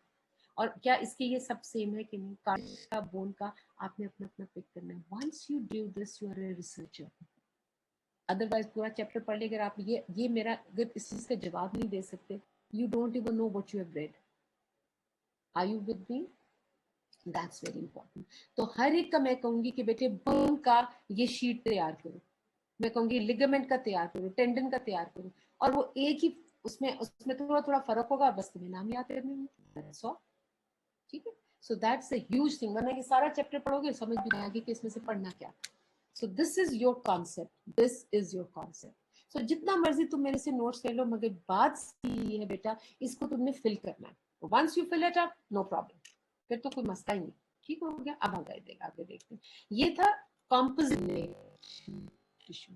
अगर किसी का मैं पूछ लूं कॉम्पोजिशन बताओ, तो आपने ये बतानी है कनेक्टिव टिश्यू की, generalize and specialize connective tissue. अब मैं कह रही हूँ कनेक्टिव टिश्यू की वेराइटीज की क्लासिफाई करो. तो स्ट्रक्चरल क्लासिफिकेशन बेटा उसकी क्या है, हमने क्या करना है कि उसकी स्ट्रक्चरल क्लासिफिकेशन होगी कि मीसेनकाइम एक है जो बचपन में था, इंट्रा एम्ब्रियोनिक, तो दैट इज मीसेनकाइमल. और एक है एडल्ट, और एडल्ट है यानी कि एक होगा मीसेनकाइम. यहाँ मैंने एडल्ट लिखा नहीं, वरना ये जो दोनों हैं ये एडल्ट के हैं, और ये मीसेनकाइम. मीसेनकाइम की अपनी होगी वही बातें, उसका सेल जो है वो फाइब्रोब्लास्ट है, लेकिन किस तरह का है वो आपको पिक करना है. उसका ग्राउंड सेप्सन जेली लाइक है या लूज है, फाइबर कैसा है, ये सारी चीजें आपने एम्ब्रियोनिक मीसेनकाइम. और एक म्यूकोइड है. म्यूकोइड क्या होता है बेटा, ये वो है जो कि हमारे उसके एम्ब्रियोनिक स्टेज में है, ज्यादातर एडल्ट में हार्डली कहीं होता है. इन द अम्बिलाइकल कॉर्ड, और ये जेली की तरह का होता है. क्यों? क्योंकि इसके अंदर इतनी ज्यादा ब्लड वेसल्स गुजर रही होती हैं, मदर के साथ, बूम के साथ इकट्ठा होता है थ्रू प्लेसेंटा.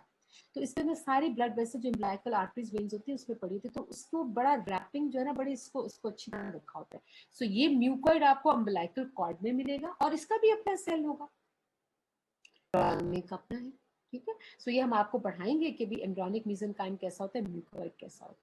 और ये है, ये मीजोडर्म है, जो हाँ जब तुमसे पूछा जाएगा, अभी आगे एम्ब्रियोलॉजी में पढ़ोगी मीजोडर्म, तो मीजोडर्म का क्या होता है वो आपको हम बता देंगे, हम आपको बता देंगे. ठीक हो गया?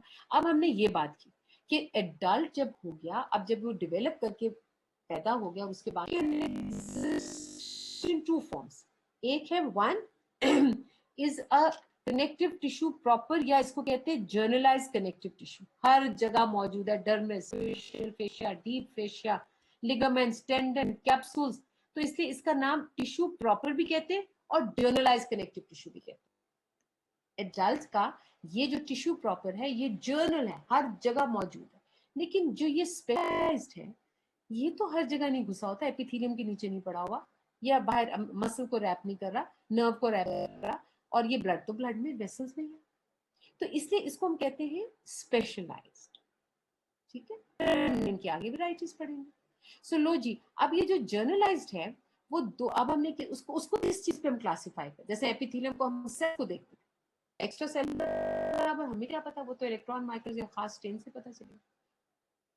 तो इसमें क्या है कि एक है लूज कनेक्टिव टिश्यू और एक है डेंस टिश्यू। लूज किसको कहा हमने, by looking at its fibres, और डेंस डेंसली पैक्ड। तो ये जर्नलाइज कनेक्टिव टिश्यू की जो बेसिस बनती है वो इसका फाइबर है जो उसको बताता है कि भी तुम क्या हो। लूज एरियोलर, लूज एरियोलर क्या है, ये सब कुटेनियस, ये आपका सुपरफिशियल फेशिया है। उसके बाद एडिपोज भी लूज है, ये वो कौन सी जगह का, बाकी तो सारी जगह पे हमारी फैट होती है, एडिपोज है जहां पर ये बहुत ज्यादा कॉन्सेंट्रेट करके एक जगह, जैसे कि एक आपका ग्लूटल रीजन है, मेमोरी पार्ट है, मेमोरी ग्लैंड है, ये पे बहुत ज्यादा जमा हो जाना। वैसे तो हर जगह पता है, मोटे होते तो हर जगह से फैलना शुरू हो जाते हैं ना, तो वो स्किन के नीचे हमारा जो फैट होता है वो फैलता चला जाता है। ठीक है, उसके बाद रेटिकुलर फाइबर्स लूज है और नेट बनाते हैं, तो ये कहाँ होंगे बेटे, सारे लिम्फेटिक ऑर्गन्स में, और हमारे डेंस कनेक्ट जो हमारा जो सॉलिड ऑर्गन का जो इन एंडोक्राइन और जो इंडिपेंडेंट ग्लैंड्स थे उनका जो नेटवर्क था वो रेटिकुलर से बनता है। ठीक है, उसका इलास्टिक फाइबर, वो भी लूज पड़ा होता है, और वो कहाँ होगा, जैसे हमारी एओर्टा है, एओर्टा की वॉल के अंदर, इट्स अ हॉलो ऑर्गन, तो उसकी जो मस्कुलर जो उसकी एक लेयर आती है उसमें इलास्टिक फाइबर्स ढेर सारे डाले, उसकी बनती तकरीबन वॉल उसी से है। तो वो क्यों होता है, क्योंकि अगर सिस्टली में आपको सोचो कितनी प्रेशर से वो बाहर पंप करता है, तो अगर वहां की वेसल जो है उसके अंदर मसल ज्यादा लगा होता तो वो तो हट जाती। तो इसलिए अल्लाह मियाँ ने उसकी वॉल में क्या डाल दिया, इलास्टिक फाइबर बहुत ज्यादा, और कुछ ऑर्गन्स ऐसे हैं जहां पर हमें इलास्टिक फाइबर्स की जरूरत हो। सो ये सारा बेसिस किस पर है बेटा, by looking loosely placed, loose areolar tissue, adipose जहां एडिपोज होंगे, और रेटिकुलर रेटिकुलर एंडोथेलियल सिस्टम्स में या सॉलिड ऑर्गन के नेटवर्क है, और इलास्टिक भी खास जगह, कुछ लिगामेंट्स होते ही इलास्टिक है। ठीक है, और कुछ जो है हमारी वॉल में भी पड़े हुए।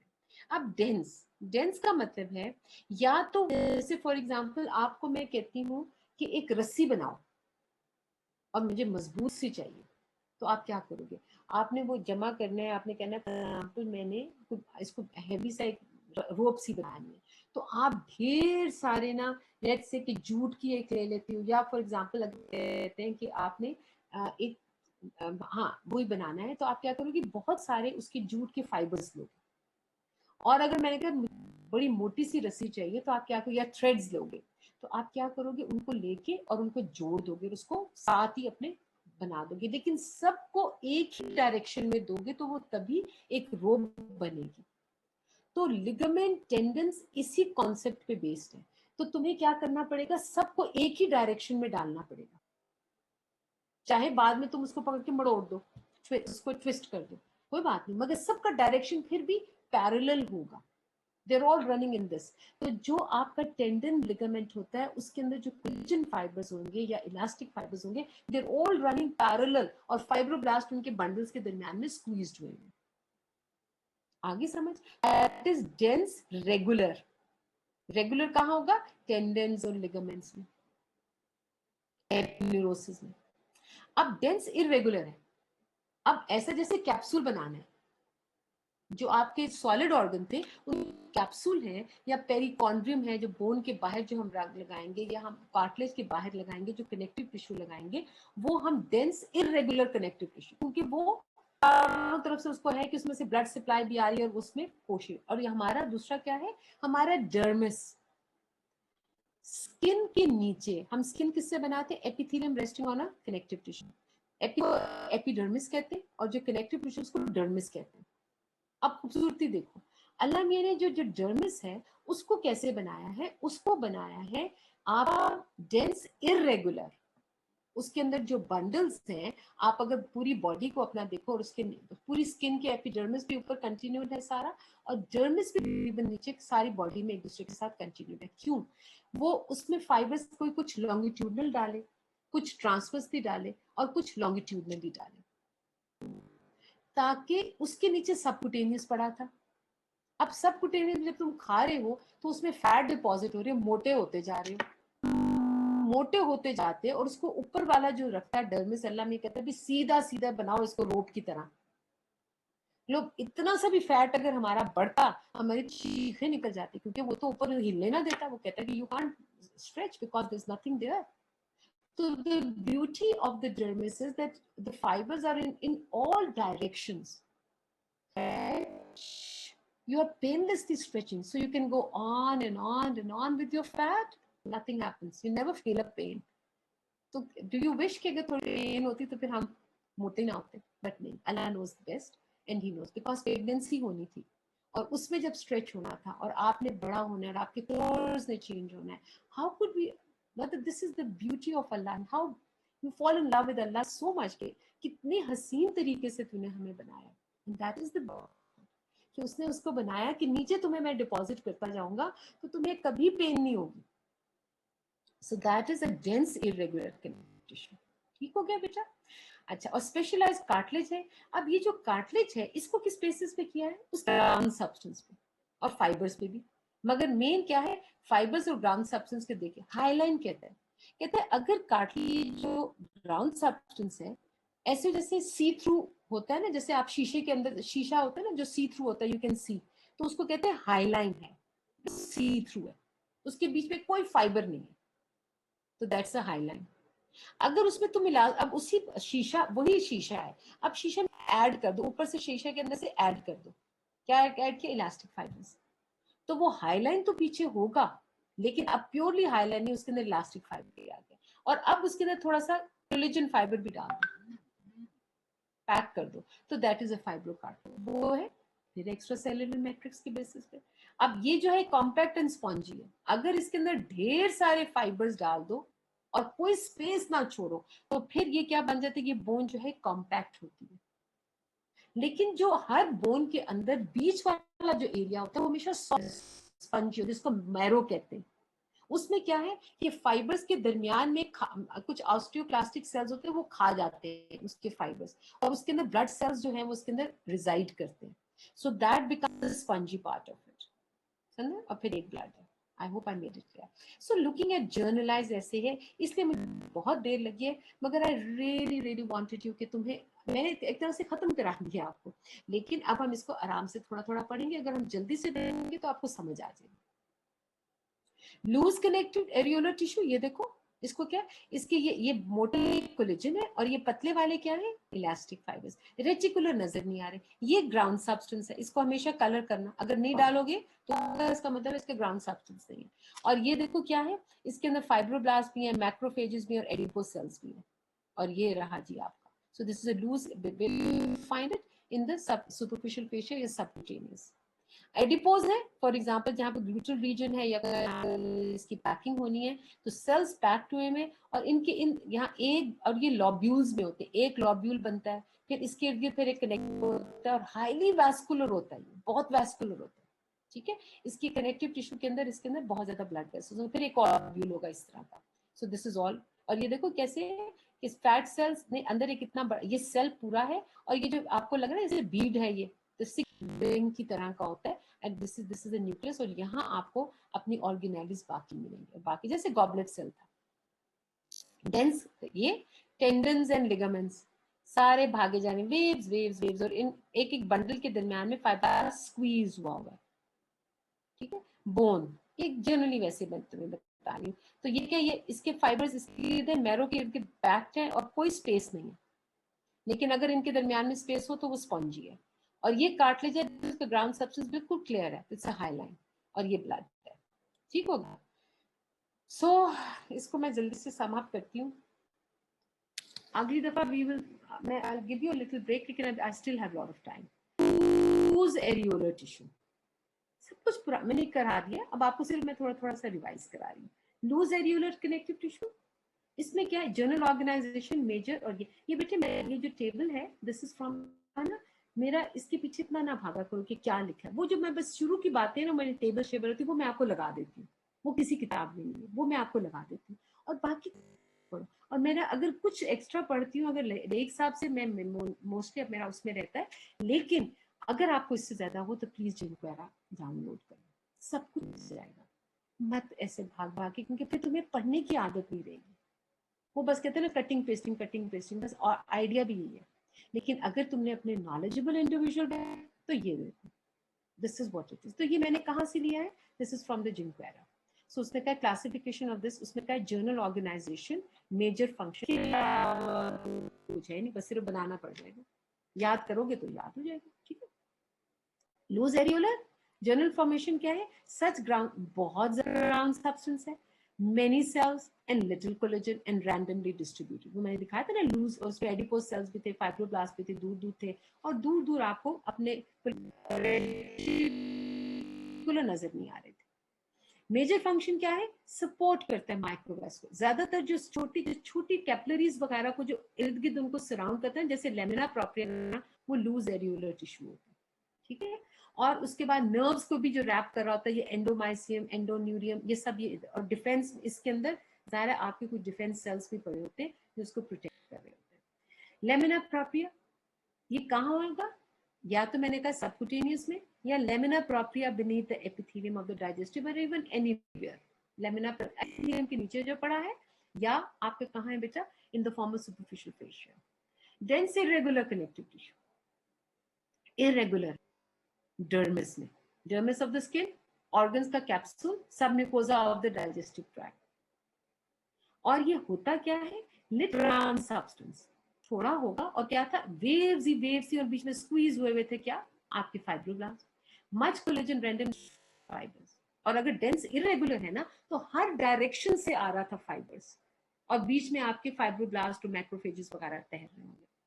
और प्रोटेक्ट ऑर्गन, क्योंकि वो कैप्सूल्स बनाते हैं, डर्मिस बनाते हैं, और वेयर रेजिस्ट करते हैं टेयरिंग। अगर नीचे अगर हम मोटे होते जाते हैं तो ये रेजिस्ट करते हैं कि सॉलिड ऑर्गन कहीं फट ना जाए, अगर कोई स्वेल कर जाता है, इन्फ्लेमेशन हो जाती है, या हमारी स्किन नीचे से फैलती चली जाती, स्किन कहती हूँ हमारा जो सुपरफिशियल फेशिया है उसमें फैट डिपॉजिट होती, तो ये उसको ओवर स्ट्रेचिंग से बता देता है। अब dense regular ligaments, tendons and epineuritis or corneal stoma, इसको बाद में पढ़ेंगे, but do you understand that this is almost fully packed with the parallel bundles of collagen, few fibroblasts aligned with the collagen। और ये कहता है हर direction में आ रहे थे।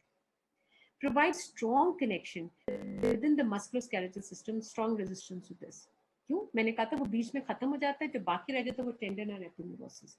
और लिगामेंट से वो सिर्फ क्या है, फाइब्रोब्लास्ट की एक कनेक्शन से दूसरे दो बोन्स को कनेक्ट करता है। मीजनकाइम, मीजनकाइम और म्यूकॉइड में क्या फर्क है, ये हमारा था हमारे अम्बिलिकल कॉर्ड में, और ये early part of the mesoderm जहां पढ़ोगे वो मीजनकाइम है, स्टेम सेल मीजनकाइम सेल। ठीक है। कैसा है बेटा, बड़े कम अनडिफरेंशिएटेड किस्म, बड़े अजीब से छोटे छोटे से अपने ऐसे उनके प्रोसेसेस होंगे, बड़े कम से, और ग्राउंड सब्सटेंस बहुत ज्यादा। क्या है, स्पेयर्स यानी कि बहुत ही कम undifferentiated stem cells which are basically the undifferentiated stem cells हम उनको कहते हैं, uniformly distributed in the matrix with a sparse collagen fiber। और उसी के अंदर से भी कुछ निकल ही रहा होता है, तो थोड़े थोड़े से फिब्रल्स हैं, फाइबर्स भी नहीं। अर्ली स्टेज में होता है तो उसको फिब्रल्स कहते हैं, तो बहुत कम ही फाइबर्स होंगे, ज्यादातर फिब्रल्स ही होंगे जो अंदर ही है उसके। contains the stem progenitor cells for all the adult। आपके उनके अंदर क्या है, मेजर फंक्शन क्या है, they are the main stem cell progenitor cells हैं जो आपके सारे एडल्ट के कनेक्टिव टिश्यू बनाते हैं। अब म्यूकॉइड क्या है, random fibroblast and collagen fibres in a viscous matrix. ये भी रैंडमली प्लेस्ड है, ये यूनिफॉर्मली, ये हमने इसको कहते हैं यूनिफॉर्मली डिस्ट्रीब्यूटेड, ये random fibroblast and collagen fibres in a viscous किस्म का मैट्रिक्स। ये जेली है ऑफ द, इसको वॉटन जेली भी कहते हैं इसको, म्यूकॉइड को। Support and cushion large blood vessels. अब स्पेशलाइज्ड रेटिकुलर है, नेटवर्क है, फाइन थ्रेड्स बने हुए हैं, कोलेजन 3 है अटैच टू द फाइब्रोब्लास्ट। जो जब उसने फाइब्रोब्लास्ट ने कोलेजन 3 बनाना है तो तब उसके रेटिकुलर सेल्स, रेटिकुलर साइट्स। अब ये क्या करता है, किसका कहाँ होता है, बोन मैरो के अंदर, लिवर के अंदर, सारे क्या ग्लैंड्स, कौन कौन से glands, all exo and endocrinal glands, liver, pancreas, adrenals, all lymphoid organs except thymus। See, this is what I told you। अब एडिपोज कहाँ था, जहां पर उसके वहां पर जहां पर ज्यादातर आपको कुशनिंग चाहिए, इंसुलेशन चाहिए, कॉन्ट्रोल्स चाहिए। कार्टिलेज ऐसी होती है जैसे तुमने अगर आइस एक लो और दूसरी आइस उस पर डालो and you just slide the ice on ice, तो वो हाइलैंड कार्टिलेज तो ऐसी होती है। बोन्स है, स्ट्रॉन्ग चीजें एंड ब्लड। ये म्यूकॉइड है बेटा, ये बल्कि म्यूकॉइड भी नहीं, ये मेसेनकाइम है। तो ये देखो पतले पतले से सेल्स हैं, ऐसे बारीक से इनकी जैसे स्टार लाइक बनाना, स्टार की तरह, और बीच में इनका न्यूक्लियस और फाइबर इनके, और ये ऐसे बड़ी रैंडमली नहीं, एक यूनिफॉर्म तरीके से पैटर्न से, और ये इनका ग्राउंड सब्सटेंस है। एम्ब्रियोनिक म्यूकॉइड टिश्यूज ये देखो कैसे बनाए हैं, ये स्टार लाइक बनाने हैं, स्टार की तरह। इसकी एक ऐसा बनाओगे यू यू यू और यू, और बीच में न्यूक्लियस, और ये ग्राउंड सब, और ये ब्लड वेसल्स हैं बेटा, ये ब्लड वेसल, ये एंडोथेलियल लाइनिंग्स है, और आरबीसीज अंदर नजर आ रही है। सो this is your mucoid and this is embryonic, आपको ये पढ़ा है। अब लूज कनेक्टिव टिश्यू कैसे देख के कहा, ये ऐसे घिंची पड़ा हुआ है, ये ग्राउंड सब्सटेंस है, मगर क्या है, ये जो ब्लैक है ये स्ट्रेच्ड, ये क्या है, stretched elastic, and they can branch, ये इकट्ठे भी पड़े। और ये आपका क्या, ये जो ये पड़े हुए हैं ऑफ वाइट से, these are your collagen bundles. ये बंडल्स दे नेवर इंडिविजुअली, ये ब्रांच नहीं करेंगे, बट दे कैन ब्रांच, ठीक है। और ये क्या है, ये न्यूक्लियस है सारे, और सब्सटेंस है। लो भी इसकी एक्सप्लेनेशन इसने यहाँ दी हुई है। अब ये जो टिपिकल जर्नलाइज कनेक्टिव का लूज है, इसके अंदर क्या होना चाहिए, सबसे पहले ढूंढो इसके अंदर, यू हैव ए फाइब्रोब्लास्ट। ये फाइब्रोब्लास्ट ये दो फॉर्म में एग्जिस्ट करता है। अगर ये ब्लास्ट है तो बड़े प्रोसेस होंगे, और इसका खुला बड़ा सा न्यूक्लियस, लेकिन लाइट कलर। अच्छा, उसके अलावा इसके अंदर क्या है, एडिपोसाइट्स है, ये सिग्नेट रिंग्स की तरह एक बड़ा सा ऑकुलर पड़ा हुआ है। और उसके अंदर क्या है, उसके अंदर आपका बेटे आ जाएगा, और क्या है, मैक्रोफेजेस का ये, और मैक्रोफेजेस भी पड़े हुए। ये आपका कोलेजन फाइबर, और ये आपका इलास्टिक फाइबर है, ब्रांच करता है, और ये वेव्स में है।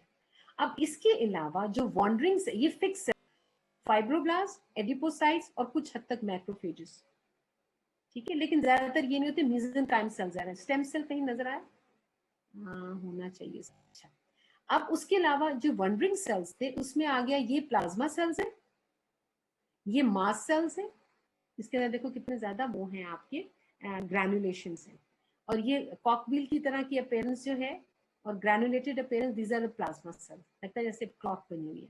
मैक्रोफेजेस बड़े बड़े से रफल्स हैं, और इसके अंदर काफी बड़ा इसके उसके सुडोपोडिया से नजर आते हैं। ये लिम्फोसाइट्स हैं, और ये आपके क्या है, ये इओसिनोफिल्स, बायलोब्ड किस्म का। फिजियोलॉजी में आप बहुत ही डिटेल में पढ़ोगे। रेटिकुलर सेल्स, नेट फाइन छोटा छोटा छोटा फाइबर है, और इसके अंदर ये जो है ये की सेल्स है, ये एडिपोज सेल्स वगैरह पड़े। आप किस पे गौर करो बेटा, इन थ्रेड्स पे गौर करो, बीच में ये ना दूसरे, ये स्टेन नहीं ले रहे, दूसरे सेल्स हैं, यानी कि ये लिम्फोसाइट्स हैं, ये बी लिम्फोसाइट्स, ये कुछ और पर रेटिकुलर फाइबर नेटवर्क है आपका।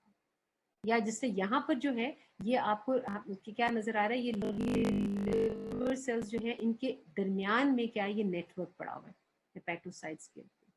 और ये क्या है, आप मैरो, ये देखो रेटिकुलर, ये इस तरह का रेटिकुलर साइट, ये मॉडिफाइड होता है, और इसके अंदर से ये फाइबर अंदर इसके अंदर ट्रैवल करता है, कहीं कहीं थोड़ा थोड़ा बाहर निकालता है। तो ये आपको नजर आता है, और ये आपको सर नजर आता है, इसके अंदर इसका फाइबर नजर नहीं आ रहा है।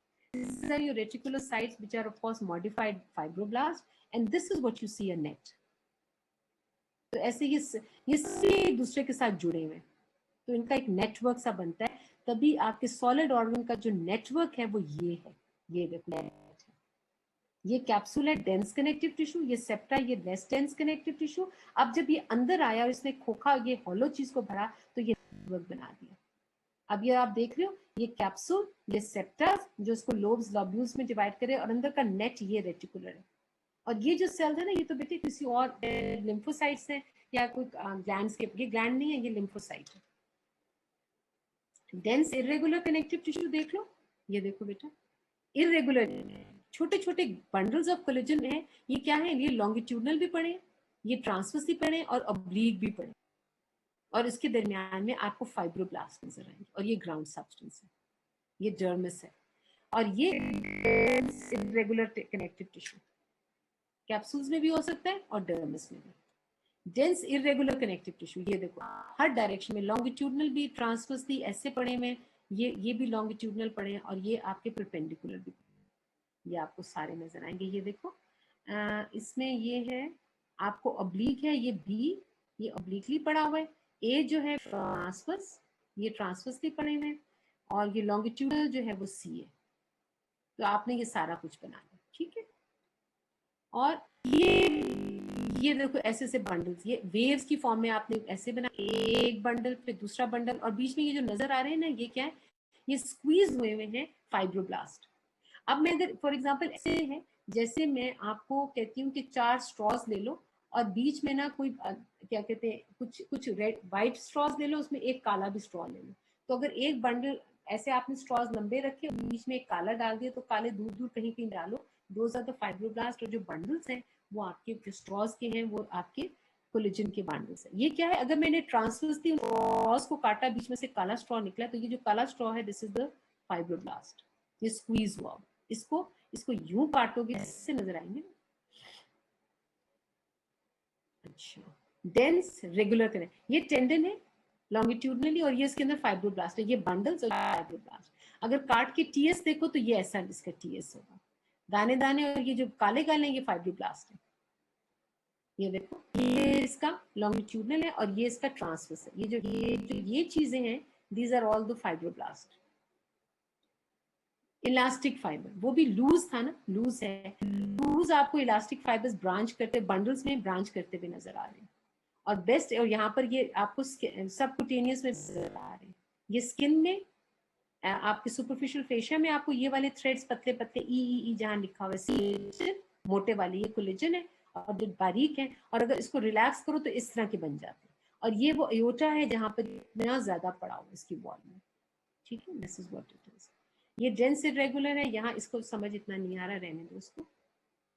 अच्छा, तो अब हमने क्या किया बेटा, कनेक्टिव टिश्यू की, ये आज मैंने आपको जर्नल सारा सर्वे करा दिया कि कनेक्टिव टिश्यू जो है वो क्या करता है बेटा, सेल्स और extra cellular.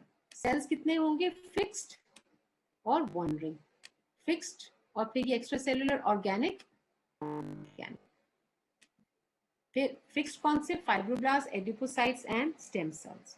Wandering cells, macrophage, lymphocytes जितने भी हैं, इओसिनोफिल्स, न्यूट्रोफिल्स और basophils, mast cell, plasma and lymphocytes.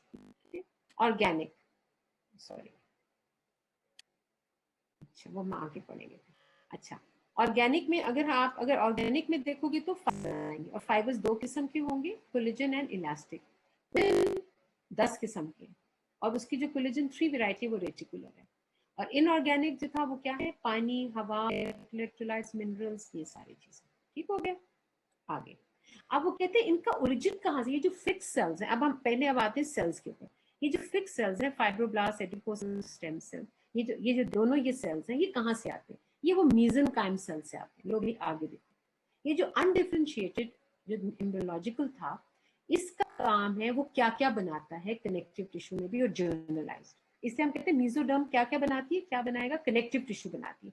अब कनेक्टिव टिश्यू की क्या बनाती है, कनेक्टिव टिश्यू का क्या, तो जर्नल कनेक्टिव टिश्यू भी और स्पेशल। तो जर्नल की कौन सी चीज है, फाइब्रोब्लास्ट एंड एडिपोसाइट्स, ये तो हो गए जर्नल। और स्पेशल की क्या है, कार्टिलेज का कॉन्ड्रोब्लास्ट और बोन का ऑस्टियोब्लास्ट। आगे समझ।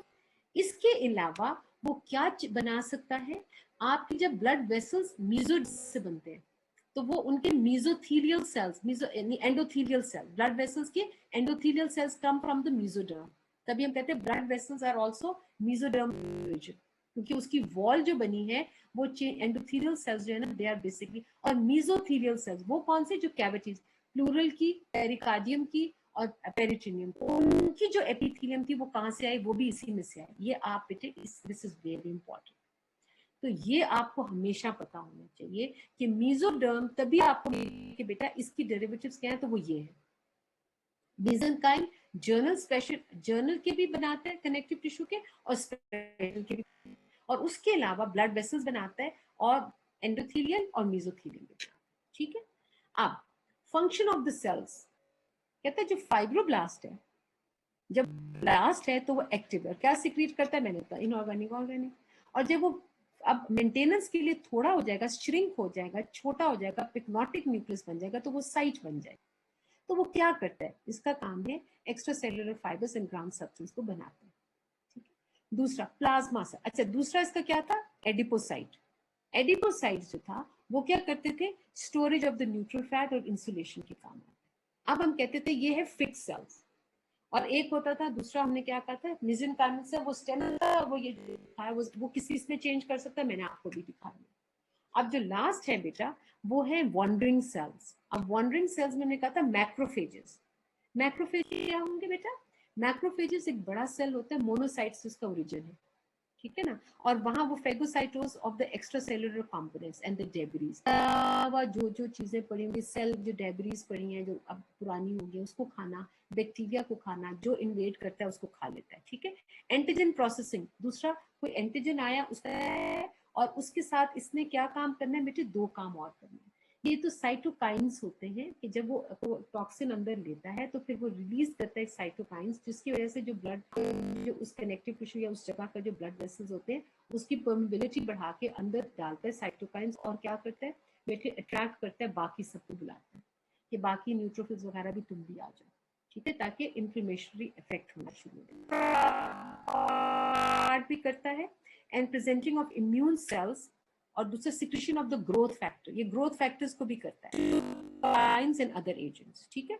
उसके अलावा प्लाज्मा सेल्स या मास सेल्स, मास सेल्स बेसोफिलिक ग्लूकोसाइड्स क्या करते हैं, वो क्या, ये फॉर्मुलॉजी एक्टिव, ये हिस्टामिन्स, यानी कि ये क्या करेंगे बेटे, एलर्जिक रिएक्शन करेंगे हेपरिन और हिस्टामिन वगैरह के लिए। उसके बाद प्लाज्मा सेल्स, ये ये बी लिम्फोसाइट से बनते हैं, और इनको एंटीजन फर्स्ट टाइम से, फिर जब सेकंड टाइम जब आता है तो ये एंटीबॉडीज बनाते हैं, ये अपना रिएक्शन शो करते हैं, ये एंटीबॉडीज बनाते हैं, और उसको फिर क्या करेंगे, उसको डिटॉक्स कर देंगे टॉक्सिन्स को। और लिम्फोसाइट, ये T lymphocyte, various immune response हो गया, टी लिम्फोसाइट कर देते हैं। Eosinophils modulate the allergic vasoactive reaction and defense against the parasites. और ये जो न्यूट्रोफिल्स हैं, फेगोसाइटोस द बैक्टीरिया, ठीक है। ये आपका एक जर्नल है, और ये आपका मैं लास्ट बस ये स्लाइड के बाद बंद करती हूँ।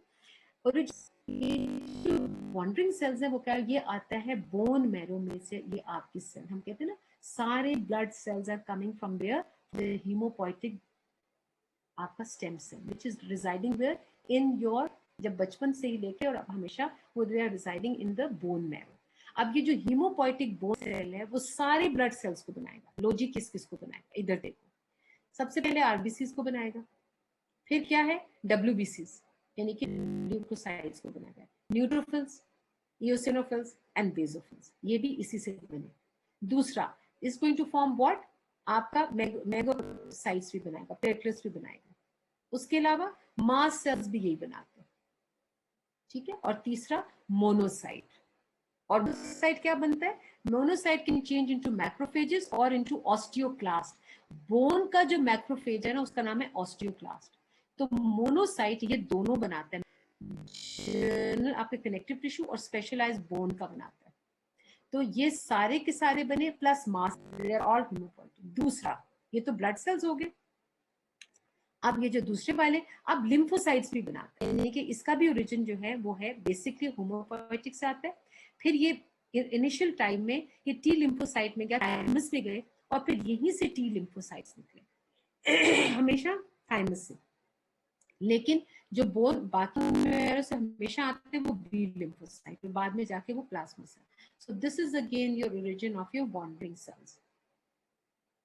बस मेरा ख्याल है। और ये जो है एक को कहते हैं कि जो सेल्स होते हैं मोनोसाइट्स हैं, ये ब्लड में होते हैं और प्रिकर्सर ऑफ द मैक्रोफेजेस होते हैं। और मैक्रोफेजेस इधर से आते हैं, ये कनेक्टिव टिश्यू लिम्फोइड वगैरह में करते हैं। बस ओके बेटा, do you want to ask some questions? मैं जरा आपको बेटा ऑन बोर्ड कर लूं। पार्टिसिपेंट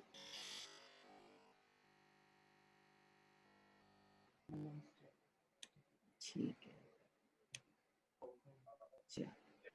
ओके बेटा, चलें जी, कुछ समझ आई आपको? Yes, ma'am. Chalo, I'm glad. Any questions? I have a habit of repeating lot of time. Why? Because मुझे ये होता है कि आई विश, तभी आप कहते हैं ना बहुत तेजी से पढ़ा. असल में हमारा कसूर अब नहीं है बेटे. आप कह रहे थे टेस्ट दो दो ले रहे हैं, क्या ले रहे हैं. हमारे पास बेटे इट्स नॉट, हमारे पास दो दो लेक्चर्स होते थे एस्ट्रोलॉजी के, हमारी 4 होते थे इसके लिए, और हमारे पास टाइम वो फिक्स्ड है. तो अगर हम टेस्ट और ये चीजें बेटे थोड़ा सा नहीं लेंगे तो that is going to cause problem for us. तो हम अगर स्क्वीज करके अब हम तेजी से पढ़ा रहे हैं, जो हमारे आपने अपने पुरानी टाइम टेबल्स देखो और ये वाली देखो, तो बेटा तो मुश्किल है हमारे लिए. लेकिन mind you, once you have a block का टेस्ट बेटा, तो जो ब्लॉक का टेस्ट होता है उसमें आपकी क्या कहते हैं एनाटॉमी, फिजियोलॉजी और बायोकेमिस्ट्री आती है टेस्ट. और वो अगर खत्म हुआ है फ्राइडे को, तो मंडे को पहला एनाटॉमी का होगा, पूरा का पूरा ब्लॉक आएगा उसमें. 2 दिन के बाद फिजियोलॉजी, 3 दिन के बाद बायोकेमिस्ट्री या वट एवर. तो आप इसकी क्या बात कर रहे हो. It was always like that. हमारे इजीली अगर नॉर्मल हम जा रहे होते तो हम आपको बहुत से मार्जिन देते, मगर वी कांट डू इट बेटा. सो वेरी पेशेंटली अपना ये दोनों टेस्ट अपने तैयार करो बेटा. डोंट गेट पैनिक, ये ऐसा ही होगा. और आगे आप सोचो, बल्कि में आगे तकरीबन आपको 10 छुट्टियां मिलेंगी. अभी आपको ऑफिशियल आएगा, मेरा ख्याल है मोस्ट प्रोबेबली आपको मिलेंगी. उन दिनों में आराम से रोजे रोजे भी रखना और अपनी तैयारी कर लेना पिछली सारी. क्योंकि जैसे आखिरी आपकी सब स्टेज खत्म होगी, 4th सब स्टेज या बाकी टेस्ट होंगे, वो आपको शेड्यूल भेजेंगे. तो 2 इसके बाद ठक आपको सारी जितना आपने इस ब्लॉक में किया था वो सारा टेस्ट आ जाएगा आपका. And that matters a lot. So बेटे ये इतना आसान कब है. काश ये इतना आसान होता ब्लड, ये क्या कहते हैं मेडिसिन, तो सिर्फ आ जाते. तो जैसे हम एक सोल्जर को ट्रेन करते हैं ना बेटा, तो पहले दिन से हम उसको ट्रेन करते हैं कि भाई ये तुम एक्सरसाइज करोगे, ये करोगे, क्योंकि आगे बड़ा टफ है. इसी तरह डॉक्टर को भी हम ट्रेन कर देते. आपकी दिन रात गए अब बेटा, ये हमारे कंट्रोल में नहीं है. ये क्या है जिंदगी. यू हैव रिटन, तुमने ओथ भर लिया कि मैं अब तैयार हूं to be a doctor, to sacrifice. तो सेक्रीफाइस करनी आसान है. तो अभी से हम आपको ट्रेनिंग, ये नहीं कि हमको आपको टॉर्चर दे रही है, हमें बड़ा मजा आ रहा है. बेटे जब कोर्स ही नहीं खत्म होगा, जब तक हम इसको कोर्स को खत्म नहीं कराएंगे. और एनाटॉमी तो तुम्हारा बहुत ही, उसको उसके अंदर तो 3 सब्जेक्ट्स हैं.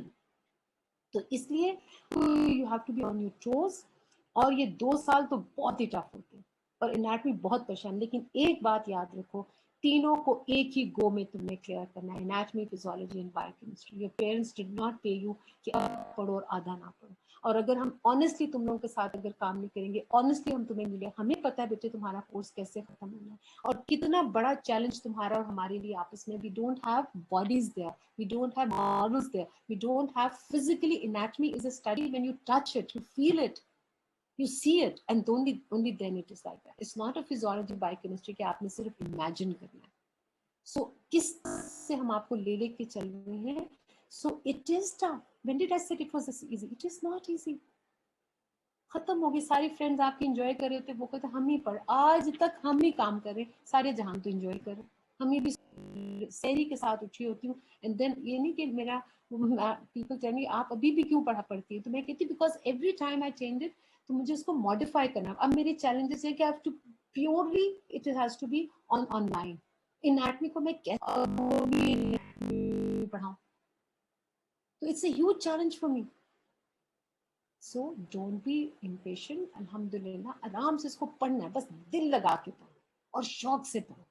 ठीक है, फिर ये तुम्हारे लिए जितना उसको प्यार दोगे उतना होगा. Whatever you expect from that, give that thing to it. ठीक है. एनीथिंग एल्स बेटा. अस्सलाम वालेकुम मैम. वालेकुम अस्सलाम बेटी, क्या हो बेटा. मैम प्लीज आप टाइमिंग चेंज कर दें. 8:30 नहीं हो पाता, प्लीज 9:30 कल वापस कर हमने तो दें. आपके कहने पे मान लिया था. कल प्रिंसिपल साहब के साथ हमारी गुफ्तगू हुई, उन्होंने कहा नहीं, तो बच्चों ने इतनी कंप्लेन, उन्होंने कहा जी ये तो मैं सारा लेकर बैठ जाते, सुबह से लेकर 2 बजे तक बिठा देते. हमने कहा जी हमारा तो एनाटॉमी तो अभी भी फ्राइडे हमारी हुई है, सिर्फ थर्सडे का हमने चेंज किया. हम तो बिल्कुल रिलैक्टेंट थे, मगर उन्होंने कहा कि नहीं वो तो बड़ा कंप्लेन है, आप बंद करें, अब आप 8:30 to 1 पे चले जाए. हमने तो आपके कहने पे किया मेरी जान, हम तो बिल्कुल इंटरेस्टेड नहीं थे, हम भी बड़े आराम से उठते थे. मिस हम मतलब मिस नहीं साढ़े अब नहीं होगा बेटे, एक हफ्ता 9:30 है ना फिर भी सही टाइम था. बेटा. हम 8:30 में एक्चुअली आपको पता है. जी मिस. मेरा मतलब है बेटा, हमने कोई कंप्लेन नहीं थी, ये हमने नहीं कहा. बच्चों ने, टीचर्स ने, सारे स्टूडेंट्स का मतलब है 5 के 5 क्लासेस, उन्होंने कहाँ कहाँ कौन कौन किस किस ने कंप्लेन किया टू द प्रिंसिपल। सो हम कल सारे, हमारी एकेडमिक काउंसिल थी, उसमें हमारा ये डिसाइड हुआ कि जी आप रिवर्ट करें। तो हमने कहा जी हमने इन्हीं के कहने पर किया था, हमें तो कोई नहीं है, हमें तो कोई प्रॉब्लम नहीं, हम तो उठ जाते हैं। इसलिए बेटा अब बस एक हफ्ता, उसके बाद तो रोजे खत्म हो जाएंगे, फिर आराम से फिर will be back to the same. एक हफ्ता और, फिर तो मौजे मौजे, काफी छुट्टियां मिल रही हैं, और उनमें फिर पढ़ भी लेना, सारी तैयारी कर लेना। फिर आगे जिस दिन आखिरी सब स्टेज होगी, 2 दिन के बाद पूरा ब्लॉक का एनाटमी, 2 दिन के बाद फिर फिजियोलॉजी और फिर biochemistry, and that matters a lot. ठीक है, चलो एनीथिंग एल्स? खुदा हाफिज के। ओके बेटियां, अल्लाह हाफिज।